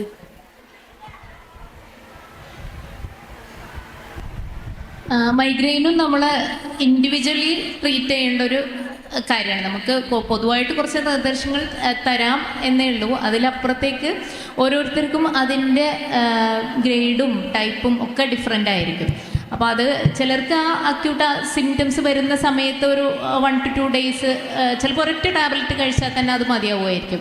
അതല്ല ഫ്രീക്വൻ്റ്ലി വരുന്നവർക്കാണെങ്കിൽ നമുക്ക് പ്രിവെൻറ്റീവ് എന്നുള്ള രീതിയിൽ കുറച്ച് കാലം മെഡിസിൻ കഴിക്കേണ്ടി വരും. ചിലരെ സംബന്ധിച്ചിടത്തോളം അസോസിയേറ്റഡ് വിത്ത് സൈനസൈറ്റ്സ് ആയിരിക്കും, ഇവിടെ ഇൻഫെക്ഷനും കൂടെ അതിന് കൂടുതലുണ്ടാവും. അപ്പോൾ അതിൻ്റെ ട്രീറ്റ്മെൻറ്റും കൂടെ ചെയ്യേണ്ടി വരും. അപ്പോൾ നമ്മളൊരു പേഷ്യൻറ്റിനെ കണ്ടിട്ട് വിലയിരുത്തിയിട്ടാണ് അതിൻ്റെ ഒരു സ്പെസിഫിക് ട്രീറ്റ്മെൻറ്റ് എന്നുള്ള രീതിയിൽ നോക്കാറുള്ളത്. പ്രിവെൻറ്റീവ് ആസ്പെക്റ്റിൽ പറയുകയാണെങ്കിൽ നമ്മളിപ്പോൾ നേരത്തെ പറഞ്ഞ കാര്യങ്ങളൊക്കെ തന്നെയാണ്. ഒരു ഹെൽത്തി ലൈഫ് മുന്നോട്ട് കൊണ്ടുപോവുക, ബാലൻസ്ഡ് ഡയറ്റ്, വെള്ളം നന്നായിട്ട് കുടിക്കുക, പിന്നെ കൃത്യസമയത്ത് ഭക്ഷണം കഴിക്കുക, എക്സസൈസുകൾ ചെയ്യുക. പിന്നെ നമ്മളത് വരാനുള്ള സാഹചര്യങ്ങളും ഈ പറഞ്ഞ പോലെ ഓരോരുത്തർക്കും ചിലപ്പോൾ ഡിഫറെൻ്റ് ആയിരിക്കും. ചിലർക്ക് യാത്ര ചെയ്യുമ്പോഴായിരിക്കും, ചിലർക്ക് കുറച്ച് സമയം തല കൂടുതൽ സമയം ഇപ്പോൾ നമ്മൾ സുജൂദിലൊക്കെ ചിലപ്പോൾ ഇരുന്നാൽ തന്നെ ചിലപ്പോൾ വരും. അങ്ങനെ മൂവ്മെൻറ്റിൻ്റെ ഹെഡിൻ്റെ മൂവ്മെൻറ്റുമായിട്ട് ബന്ധപ്പെട്ടതായിരിക്കും. പിന്നെ ചിലർക്ക് ഉറക്കത്തിൻ്റെ പ്രശ്നമായിരിക്കും വരുന്നത്, ചിലർക്ക് സൗണ്ട് ആയിരിക്കും സ്റ്റിമുലൻ്റ് ആയിട്ട് വരുന്നത്.